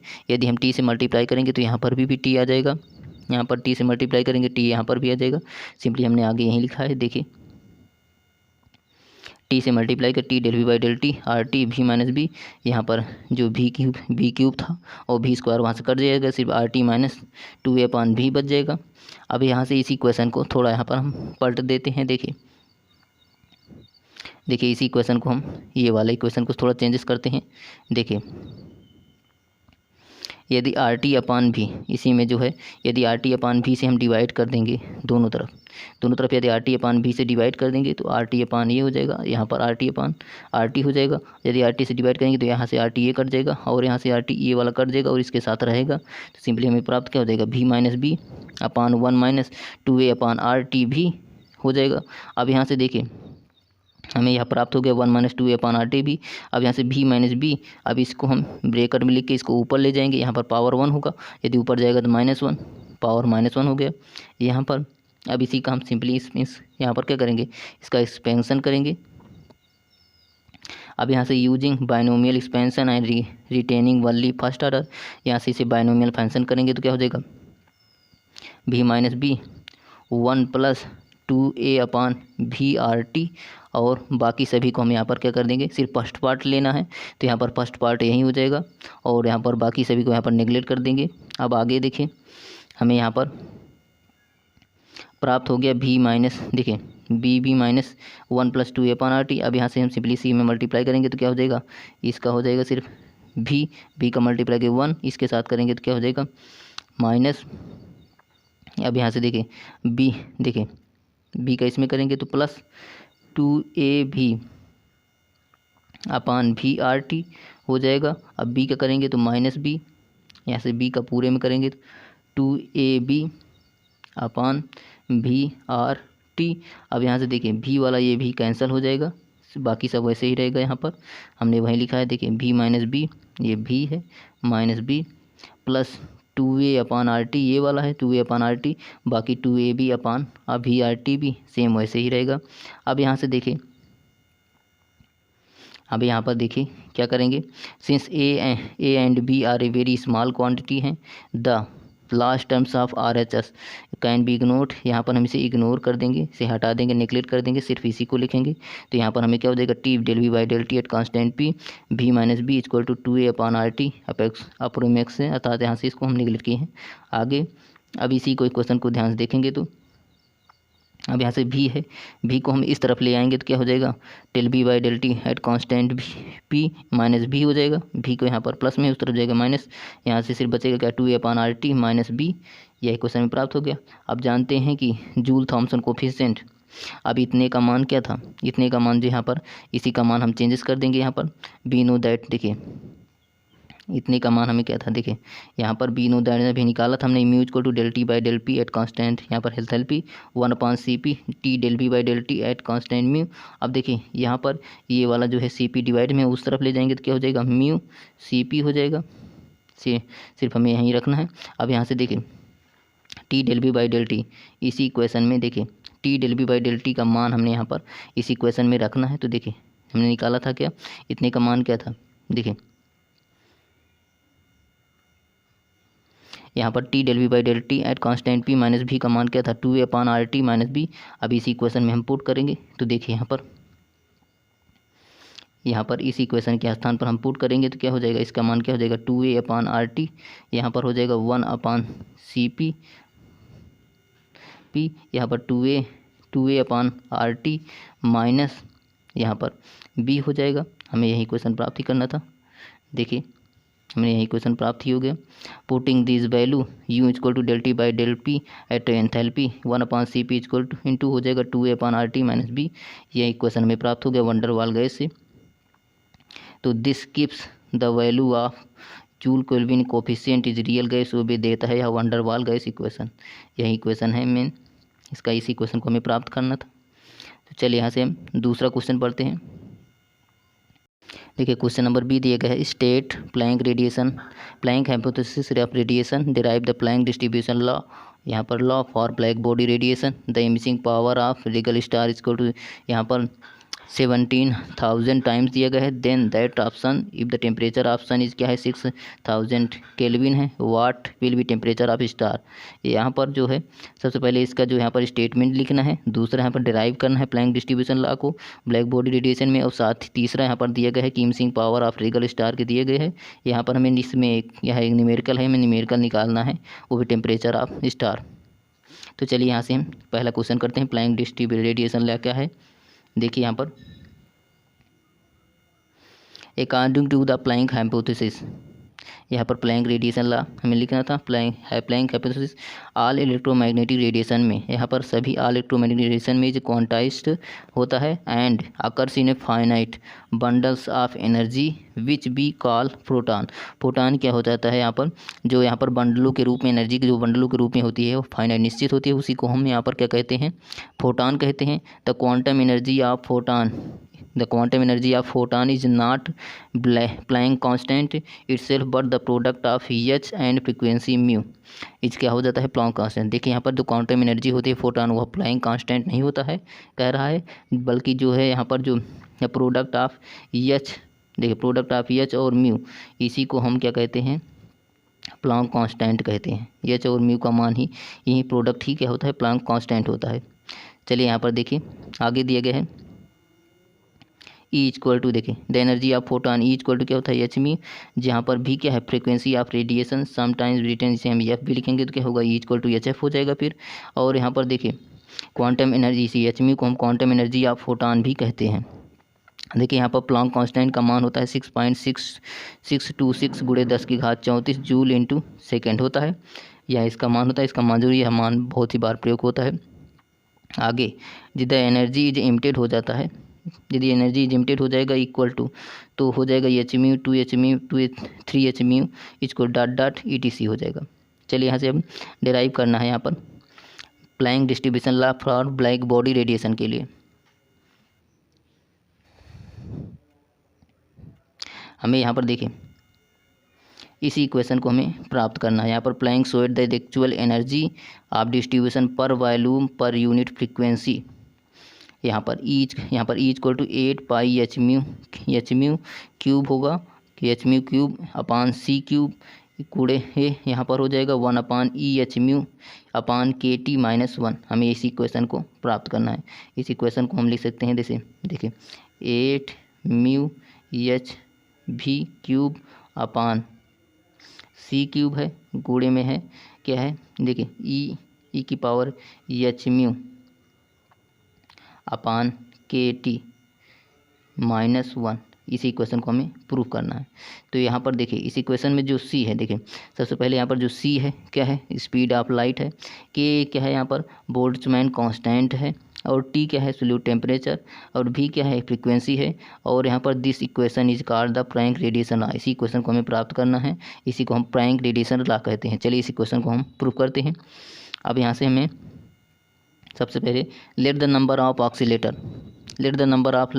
इन ए कैविटी हैविंग एनर्जी, यहाँ पर एनर्जी 0, यहाँ पर पहला 0 epsilon 2 epsilon 3 epsilon 4 epsilon dot R epsilon B या नो, यहाँ पर BR N0 N1 N2 N3 dot N। यहाँ पर जो एप्सिलॉन है एप्सिलॉन इक्वल टू क्या हो जाएगा यहाँ पर energy of photon H mu हो जाएगा। आगे इसी इक्वेशन में द नंबर ऑफ ऑक्सीलेटन यदि एन आर है, नंबर ऑफ ऑक्सीलेटन क्या है, एन आर है, हैविंग द एनर्जी यदि ई आर हो जाए तो is given by the Maxwell formula हो जाता है। यदि नंबर ऑफ ऑक्सीलेटर जो है एन आर और एनर्जी ई आर हो जाए तो गिवन मैक्सवेल फार्मूला होता है कि एन आर इक्वल टू क्या हो जाएगा, N R equal to N not into E की पावर ई अपान के टी, जहाँ ई इक्वल टू क्या है, एच मी है यहाँ पर।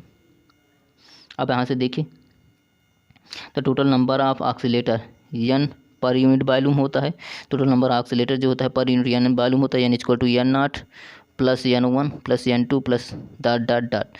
अब यहाँ से देखिए यहाँ पर यदि एन वन का मान रखेंगे तो क्या हो जाएगा, एन नॉट ई की पावर माइनस ई अपान के टी हो जाएगा, के टी यही हमें सिंपली लिखना है। देखिए इस इक्वेशन में हम इसी को पुट करेंगे तो हमें क्या हो जाएगा,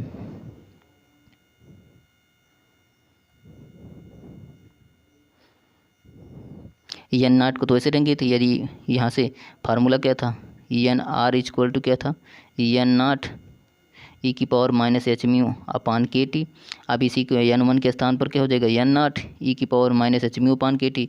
यदि इसमें आर के स्थान पर यदि टू पुट करेंगे तो क्या हो जाएगा, एन नाट ई की पावर ऐसे टू फर्क नहीं पड़ेगा तो एन नाट ई की पावर टू एच म्यू हो जाएगा, यहाँ पर वन एच म्यू था, टू एच म्यू हो जाएगा अपान K T plus dot dot dot. इसी तरह हम थ्री पुट करेंगे, फोर पुट डॉट डॉट, यदि एन पुट करेंगे तो क्या हो जाएगा यहाँ पर, यदि आर इक्वल टू देखिए यदि R equal to N put करेंगे तो हमें प्राप्त क्या हो जाएगा, एन नॉट ई की power minus N H mu upon K T हो जाएगा।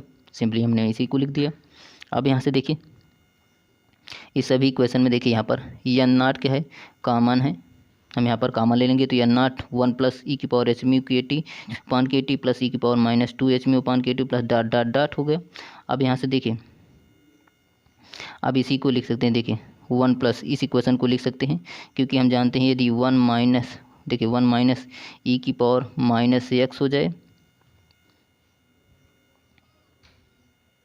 यहाँ पर देखिए ये इक्वेशन हमें देखिए यदि मान ले हम यहाँ जो है ई की power H mu upon K T का मान यदि एक्स हो जाए, यदि मान ले ई की पावर देखिए ई की power minus H mu upon K T का मान यदि एक्स हो जाए तो हमें क्या प्राप्त हो जाएगा, यहाँ से इक्वल टू हमें प्राप्त हो जाएगा N naught one plus X square plus dot dot dot हो जाएगा। तो इक्वल टू हमें क्या प्राप्त हो जाएगा, इक्वल टू प्राप्त हो जाएगा हमें, इसी इक्वेशन को हम क्या लिख सकते हैं, यहाँ से हो जाएगा आप जानते हैं कि one plus X square plus dot dot को क्या लिख सकते हैं, one upon one minus x.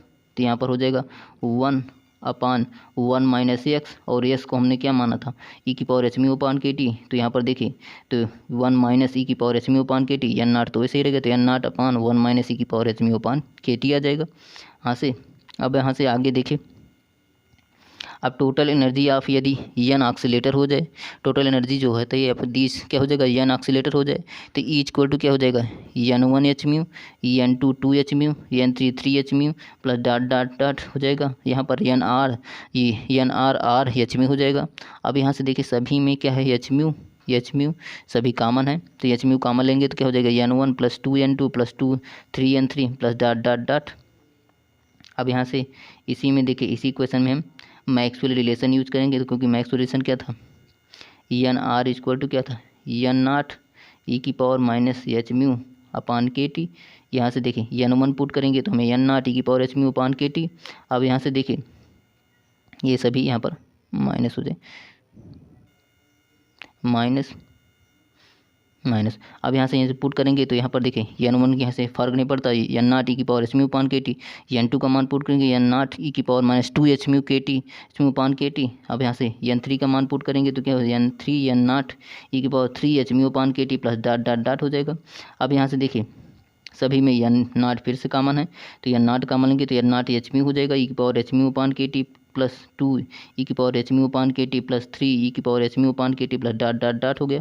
अब यहाँ से देखिए अब इसी इक्वेशन में यदि हम ई की power minus H mu upon K T का मान कॉमन लेंगे तो क्या हो जाएगा, एच म्यू पहले से था, ई की power minus H mu upon K T, यहाँ से कॉमन लेंगे तो यह पूरा चला जाएगा, सिर्फ वन बचेगा, प्लस यहाँ पर टू ई की power to H mu upon K T था, तो यहाँ पर देखिए एक H mu upon K T चला जाएगा, प्लस टू ई की power H mu upon K T हो जाएगा, प्लस थ्री ई की power H mu upon K T हो जाएगा, प्लस डॉट डॉट डॉट। यदि हम अब यहाँ से देखिए यदि हम इसी को हम क्या मान लेंगे, देखिए यदि हम एक्स इक्वल टू मान लेंगे ई की power H mu upon K T हो जाए तो 1 + 2x + 3x square plus dot dot dot ये हमें प्राप्त हो जाएगा। अब यहाँ से देखिए ये 1 + 2x + 3x square plus dot dot dot हो जाए तो इसका मान क्या हो जाता है 1/1 - एक्स स्क्वायर का एक्सपेंशन है यह। तो यहाँ से इसी को लिख देंगे 1/1 - स्क्वायर का एक्सपेंशन, तो स्क्वायर ऊपर चला जाएगा तो किसी भी क्या हो जाएगा 1 - एक्स की पावर -2 हो जाएगा अपान में, यहाँ पर पावर प्लस में तो ऊपर जाएगा माइनस, तो 1 - एक्स की पावर -2 हो जाएगा। अब यहाँ से देखिए इसी में यदि एस का स्थान यदि देखिए अब यहाँ से देखिए इसी में यदि एस का मान यहाँ पर पुट कर देंगे। अब यहाँ से देखिए n0 ई की power H mu upon K T यहाँ से अपान में चला जाएगा तो 1 - एक्स स्क्वायर की पावर 2 हो जाएगा, यहाँ से 2 हो जाएगा। अब यहाँ से आगे n0 ई की power H mu upon K T S का मान रख देंगे। एस का मान हमने माना था क्या ई की power H mu upon K T, तो ई की power H mu upon K T upon 1 - ई की power H mu upon K T, यहाँ पर ये स्क्वायर अंदर नहीं होगा तो 1 - ई की power -H mu upon K T हो जाएगा का होल स्क्वायर हो जाएगा। अब इसी इक्वेशन को हम देखें ध्यान से, हेंस यहाँ से देखिए हेंस द एवरेज एनर्जी पर ऑक्सीलेटर क्या होता है, एवरेज एनर्जी पर ऑक्सीलेटर हो जाता है ई इक्वल टू क्या हो जाता है ई अपान एन।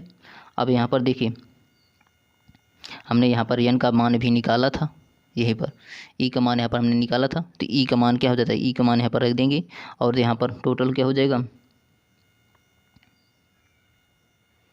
हमने ये भी निकाला था मान एन का, जो मान हमारा पूरा आया था वह ई का ही मान था अपान में एन हो जाएगा। तो यहाँ पर टोटल हमें मान क्या हो जाएगा देखिए इसी इक्वेशन में उस इक्वेशन पुट कर देंगे E equal to E upon n0 H mu into E की power H mu upon K T upon 1 - ई की power H mu upon K T का होल स्क्वायर कूड़े क्या हो जाएगा 1 - ई की power H mu upon K T, क्योंकि यहाँ पर देखिए हमने यहाँ पर जो ये वाला मान निकाला था ये टोटल ये ई का मान था और इसके पहले हमने एक क्वेश्चन निकाला था, इसके पहले हमने एन का मान निकाला था।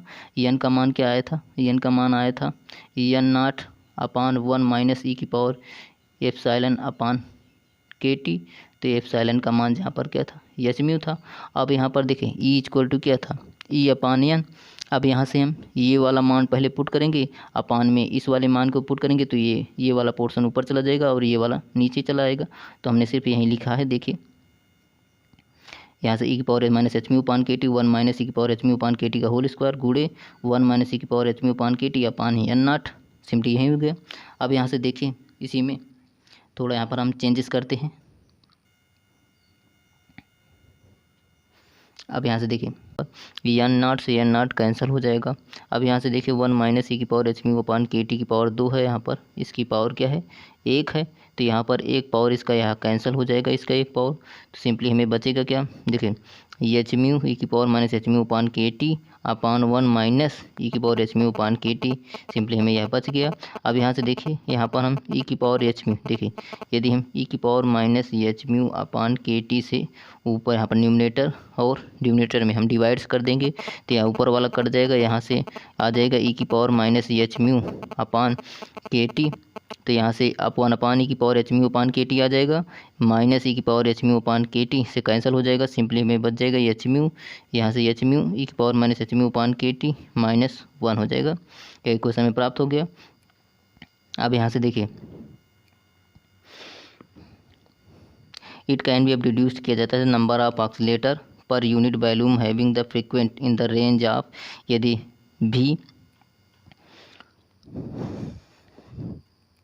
V and V + D V is equal to हो जाएगा यहाँ पर 8πv² into D V upon c³, यह इक्वेशन हो जाएगा। आगे यहाँ पर इसी इक्वेशन का यूज करेंगे इसमें कि जो वॉल्यूम हो जाए यहाँ पर ऑक्सीलेटर वह per unit volume is frequent in the range of mu + D V is equal होता है, इसके इक्वल होता है।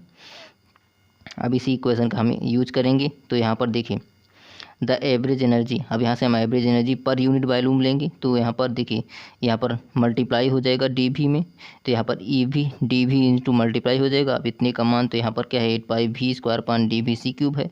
हमने यहाँ पर D V equal to H mu upon E की power H mu upon K T -1 है, इसी का मान हमने निकाला था। ई भी का मान डी भी का मान यहाँ पर ये इक्वल है। अब इसी दोनों के क्वेश्चन को हम यहाँ पर इसी इक्वेशन को हम क्या कहते हैं, देखिए यह इक्वेशन ही हमारा कराता है प्लैंक रेडिएशन लॉ। यह क्वेश्चन यह इक्वेशन हमें प्रूफ हो गया। चलिए यहाँ से हम तीसरा पार्ट करते हैं। तीसरा पार्ट यहाँ पर न्यूमेरिकल दिया गया था the emissive power of Rigel star is 17,000 time that of sun if the temperature of sun, जो है सूर्य का जो टेम्परेचर है यहाँ पर 6,000 केल्विन है। What is the temperature of star, यहाँ पर टेम्परेचर ऑफ स्टार निकालना है। तो चलिए इस क्वेश्चन को सॉल्व करने से देखिए क्वेश्चन को सॉल्व करते हैं। तो according to the Stefan law लगाएंगे यहाँ पर हो जाएगा रेट ऑफ एनर्जी, देखिए rate of energy radiation of the sun E S, यहाँ पर एस जो है स्टार यहाँ पर क्या है सन है, E S equal to sigma T S की पावर 4 हो जाएगा। यदि rate of energy radiation by star हो जाए, स्टार का ई हो जाएगा यहाँ पर, तो ई इक्वल टू क्या हो जाएगा यहाँ पर देखिए ई इक्वल टू हो जाएगा सिग्मा टी की पावर 4। यहाँ से हम दोनों को इक्वल लिख देंगे, तो E upon E S equal to sigma T S की पावर 4 अपान सिग्मा टी की पावर 4। तो यहाँ से सिग्मा सी का कैंसिल हो जाएगा, ई upon E S equal to क्या देगा यहाँ पर इक्वल टू यहाँ पर हो जाएगा टी अपान टी एस की पावर 4 हो जाएगा इसी क्वेश्चन को। अब इसी क्वेश्चन को यदि देखें तो ध्यान से, यदि हम दोनों तरफ क्या है इसकी पावर 1/4 से यहाँ पर 1/4 से इंटू कर दें इसकी सभी पावर को, तो यहाँ पर हो जाएगा 1 × 1 की पावर 4, 4 से 4 कैंसिल हो जाएगा, अर्थात t/ts इक्वल टू हमें प्राप्त हो जाएगा ई अपान ई एस की पावर 1/4 यह प्राप्त हो जाएगा। अब इसी इक्वेशन का हम यूज करेंगे, तो यहाँ पर दिया ही गया था कि ई इक्वल टू देखें ई अपान ई एस का मान दिया गया था 17,000। देखिए यहाँ पर इसमें दिया गया था कि इमिसिंग पावर ऑफ रिगर स्टार जो 17,000 दैट टाइम होता है वह सन का, अर्थात ई क्या था यहाँ पर, ई था यहाँ पर स्टार का, तो ई एस क्या था यहाँ पर, ई एस था एनर्जी क्या थी ई एस था यहाँ पर rate of energy radiation by sun का ई एस। तो ई अपान ई एस का मान दिया गया था कि 17,000 है, तो इसी का मान हम यहाँ पर पुट कर देंगे देखिए। और यहाँ पर टी एस का मान दिया था 6,000 केल्विन, यहाँ पर आगे इसी के मान हम पुट करेंगे, इसी इक्वेशन में पुट करेंगे और फिर यहाँ पर पुट करने के बाद इसको सॉल्व करेंगे, हमें 6a यहाँ पर 68,520 यहाँ पर केल्विन आ जाएगा, इसी इसका यह आंसर हो जाएगा। चलिए यहाँ से हम क्वेश्चन नंबर सी पढ़ते हैं। क्वेश्चन नंबर सी है draw the circuit diagram of full wave rectifier explain it's working obtain the expression of ripple factor full wave rectifier. यहाँ पर जो है यह है कि पहले यहाँ पर फुल वेव रेक्टिफायर का हमें डायग्राम बनाना है, उसका वर्किंग लिखना है और उसके बाद यहाँ पर ऑब्टेन प्राप्त करना है expression of ripple factor of full wave rectifier. यहाँ पर हमें रिपल फैक्टर निकालना है फुल वेव रेक्टिफायर का। तो सर्किट डायग्राम देखिए यहाँ पर ऐसे बनेगा फुल वेव रेक्टिफायर का। यहाँ पर सर्किट डायग्राम फुल रेक्टिफायर तो इनपुट एसी सिग्नल है, यहाँ पर L1 है, यहाँ पर L2 है और यहाँ पर देखिए कॉइल L1 L2 और यहाँ पर देखिए यहाँ पर PN जंक्शन डायोड, यहाँ पर D1 और D2 यहाँ पर 2 जंक्शन डायोड का प्रयोग किया गया है और यहाँ पर A पॉइंट है पॉजिटिव, B है यहाँ पर निगेटिव से आगे यहाँ पर देखिए लोड रेजिस्टेंस का उपयोग किया गया है और यहाँ पर आपको आउटपुट पोटेंशियल प्राप्त होगा। अब देखिए इसी को हम थोड़ा यहाँ पर लिख देते हैं, इसमें इसी के बारे में दर्शाया गया है कि यहाँ पर जो L1 है, L1 क्या है यहाँ पर प्राइमरी कॉइल, L2 क्या है सेकेंडरी कॉइल है। यहाँ पर देखिए आगे हमने इसी को लिखा है, यहाँ पर सिर्फ वर्किंग करना था, तो चलिए इसका हम वर्किंग करेंगे। लेकिन यहाँ पर जो लिखा है थोड़ा पढ़ लेते हैं। इनपुट अल्टरनेटिव पोटेंशियल जब अप्लाई किया जाता है cross the terminal of primary coil L1 पर, तो ट्रांसफ़र क्या हो जाता है T एट द एंड कहाँ पर होगा A पर, D आप जो है यहाँ पर सेकेंडरी कॉइल होता है L2 का, R कनेक्टेड होता है B से, P टर्मिनल बाथ साइड, दोनों P टर्मिनल से व बाथ साइड से कनेक्टेड होता है। आगे N terminal of bath side the diode R connected होता है टुगेदर। अब यहाँ पर लोड रेजिस्टेंस है RL इज कनेक्टेड होता है between the centre point of C and secondary coil क्या होता है L2 of transformer and N terminal to obtain, यहाँ पर हमें प्राप्त हो जाएगा output DC potential cross it. तो चलिए यहाँ पर इसका हम वर्किंग सिर्फ लिखना है, तो वर्किंग करेंगे तो क्या हो जाएगा देखिए वर्किंग में हो जाएगा during the first half cycle input alternative potential with when the terminal of A coil L2, यहाँ पर टर्मिनल ऑफ A है कॉइल L2। अब इसी में L2 of transfer at the positive terminal है, यहाँ पर ये positive terminal at the terminal of B is at a negative terminal है, तो P terminal of diode D1 is क्या हो जाएगा positive terminal, and P terminal of diode D2 क्या हो जाएगा इज निगेटिव टर्मिनल। हेंस तो डायोड D1 इज क्या हो जाएगा फॉरवर्ड बायस, वाई D2 इज रिवर्स बायस। देखिए यहाँ पर इसी फिगर में यहाँ पर यदि ए पॉजिटिव हो जाएगा, हम जानते हैं जो है फॉरवर्ड बायस में क्या होता है, यदि यहाँ पर फॉरवर्ड बायस में जो है यहाँ पर कि यदि ये जंक्शन डायोड जो बना हुआ है यहाँ पर ये पी होता है और यहाँ पर ये एन टाइप होता है। यदि पी पॉजिटिव हो जाता है तो यहाँ पर देखिए ये पी जो पोर्ट है यहाँ पर पॉजिटिव हो गया, और यहाँ पर जो एन है या निगेटिव टर्मिनल से जुड़ा हुआ है इस तरफ से, तो यहाँ पर क्या हो जाए, यदि पी पॉजिटिव से हो जाए या निगेटिव से हो जाए तो डायोड क्या हो जाता है फॉरवर्ड बायस में। यही यहाँ पर डायोड D2 जो है रिवर्स बायस में क्यों हो जाएगा, क्योंकि यहाँ पर पी पॉजिटिव होना चाहिए था, लेकिन यहाँ पर ये पी वाला पोर्सन यहाँ पर निगेटिव से जुड़ गया है, तो यहाँ से जो है यहाँ पर पी निगेटिव टर्मिनल से जुड़ गया है और एन पॉजिटिव से हो जाएगा, तो यह रिवर्स बायस में काम करेगा। सिंपली देखिए यहाँ पर वहीं लिखा गया है कि देखिए ए आप देखिए when the terminal of A is coil L2 is transfer होता है द पॉजिटिव टर्मिनल, तो टर्मिनल ऑफ बी इज क्या हो जाता है निगेटिव टर्मिनल, तो P terminal of diode D1 क्या होता है पॉजिटिव टर्मिनल हो जाएगा। जब D1 पॉजिटिव टर्मिनल हो जाएगा तो P terminal of diode D2 is negative terminal, hence तो डायोड क्या हो जाएगा D1 इज फॉरवर्ड बायस में हो जाएगा और D2 इज क्या रिवर्स बायस में। तो as the consequence of current flow होगा सिर्फ क्या हो जाएगा फॉरवर्ड बायस में यहाँ पर करंट फ्लो होगा, नो करंट फ्लो होगा इन आप डायोड D2 में। यहाँ पर यहाँ पर जो D2 है रिवर्स बायस में करंट फ्लो नहीं होगा। तो फर्स्ट हाफ साइकिल में जो है इसका जो है यहाँ पर जब इनपुट यहाँ पर AC पोटेंशियल यहाँ पर देंगे तो इससे हमें जो है फॉरवर्ड बायस में, जब फर्स्ट डायोड D1 जो है यहाँ पर फॉरवर्ड बायस में हुआ, सेकंड जो है यहाँ पर D2 या रिवर्स बायस में काम करेगा। तो यहाँ पर जो है करंट सिर्फ फ्लो होगा सिर्फ फॉरवर्ड बायस में और यहाँ पर इसमें करंट फ्लो नहीं होगा। अब यहाँ से रिमेनिंग हाफ साइकिल, अब यहाँ से हम रिमेनिंग हाफ साइकिल करेंगे तो फिर से तो द टाइम पी टर्मिनल, यदि पी टर्मिनल ऑफ डायोड देखिए P terminal of diode D1 is यदि निगेटिव पोटेंशियल हो जाए and terminal of P D2 is क्या हो जाता है पॉजिटिव टर्मिनल हो जाएगा। सिंपली उसी का यहाँ पर देखिए विपरीत हो गया, यदि P terminal of diode D1 क्या होता है निगेटिव पोटेंशियल होगा और terminal of P diode D2 is positive potential हो जाएगा, hence the diode D1 is क्या हो जाएगा फिर से यदि ये कह रहा है जो पी टर्मिनल है यहाँ पर ये वाला पी डायोड D2, यहाँ पर जो डायोड D1 और D2 दो था, यहाँ से जो ये वाला कह रहा है डायोड D1 में क्या होता है निगेटिव टर्मिनल से जुड़ जाएगा और ये वाला जो यहाँ पर पॉजिटिव से, तो यहाँ पर डायोड D1 क्या हो जाएगा यहाँ पर वह रिवर्स बायस में काम करने लगेगा। अर्थात देखिए यहाँ पर D1 इज रिवर्स बायस हो जाएगा, डायोड D2 क्या हो जाएगा यहाँ पर D2 फॉरवर्ड बायस में हो जाएगा। अब यहाँ पर अब की बार यहाँ पर नो करंट फ्लो होगा, डायोड जो जंक्शन डायोड D1 है उसमें नो करंट फ्लो होगा क्योंकि यहाँ पर रिवर्स बायस में करंट फ्लो नहीं होता। आगे जो है वाइल द करंट फ्लो होगा किसमें वाली D2 में, थस बी गेट देन तब हमें क्या हो जाएगा output potential across the load resistance RL पर जाएगा in one direction of complete cycle, एक कंप्लीट साइकिल हमें प्राप्त हो जाएगा इनपुट पोटेंशियल।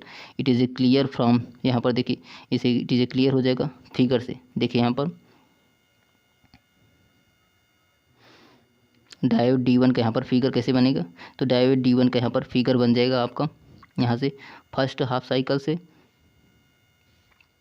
यहीं से हमारा फिगर बनेगा जहाँ पर ये 0 पाई और यहाँ पर ये 2 पाई है और यहाँ पर 3 पाई है।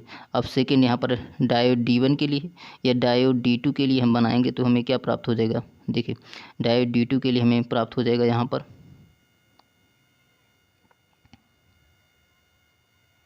ये हो जाएगा और यहाँ पर हमें 0 पाई 2 पाई और यहाँ पर हमें ये हो जाएगा 3 पाई और यहाँ पर 4 पाई हो जाएगा। सिंपली हमारे D1 का यहाँ पर D1 का फिगर हमारा इस तरह बनेगा डायोड का जब फॉरवर्ड बायस में होगा, D2 यहाँ पर जब फॉरवर्ड बायस में तो इसका फिगर इस तरह बनेगा, तो यहाँ पर करंट होगा। चलिए यहाँ से अब वर्किंग हो गया। यहाँ पर अब रिपल फैक्टर निकालते हैं। तो रिपल फैक्टर निकालने के लिए सबसे पहले रिपल फैक्टर का फार्मूला होता है RMS value of all component of output alternating current या or voltage upon DC value of output current या आर वोल्टेज।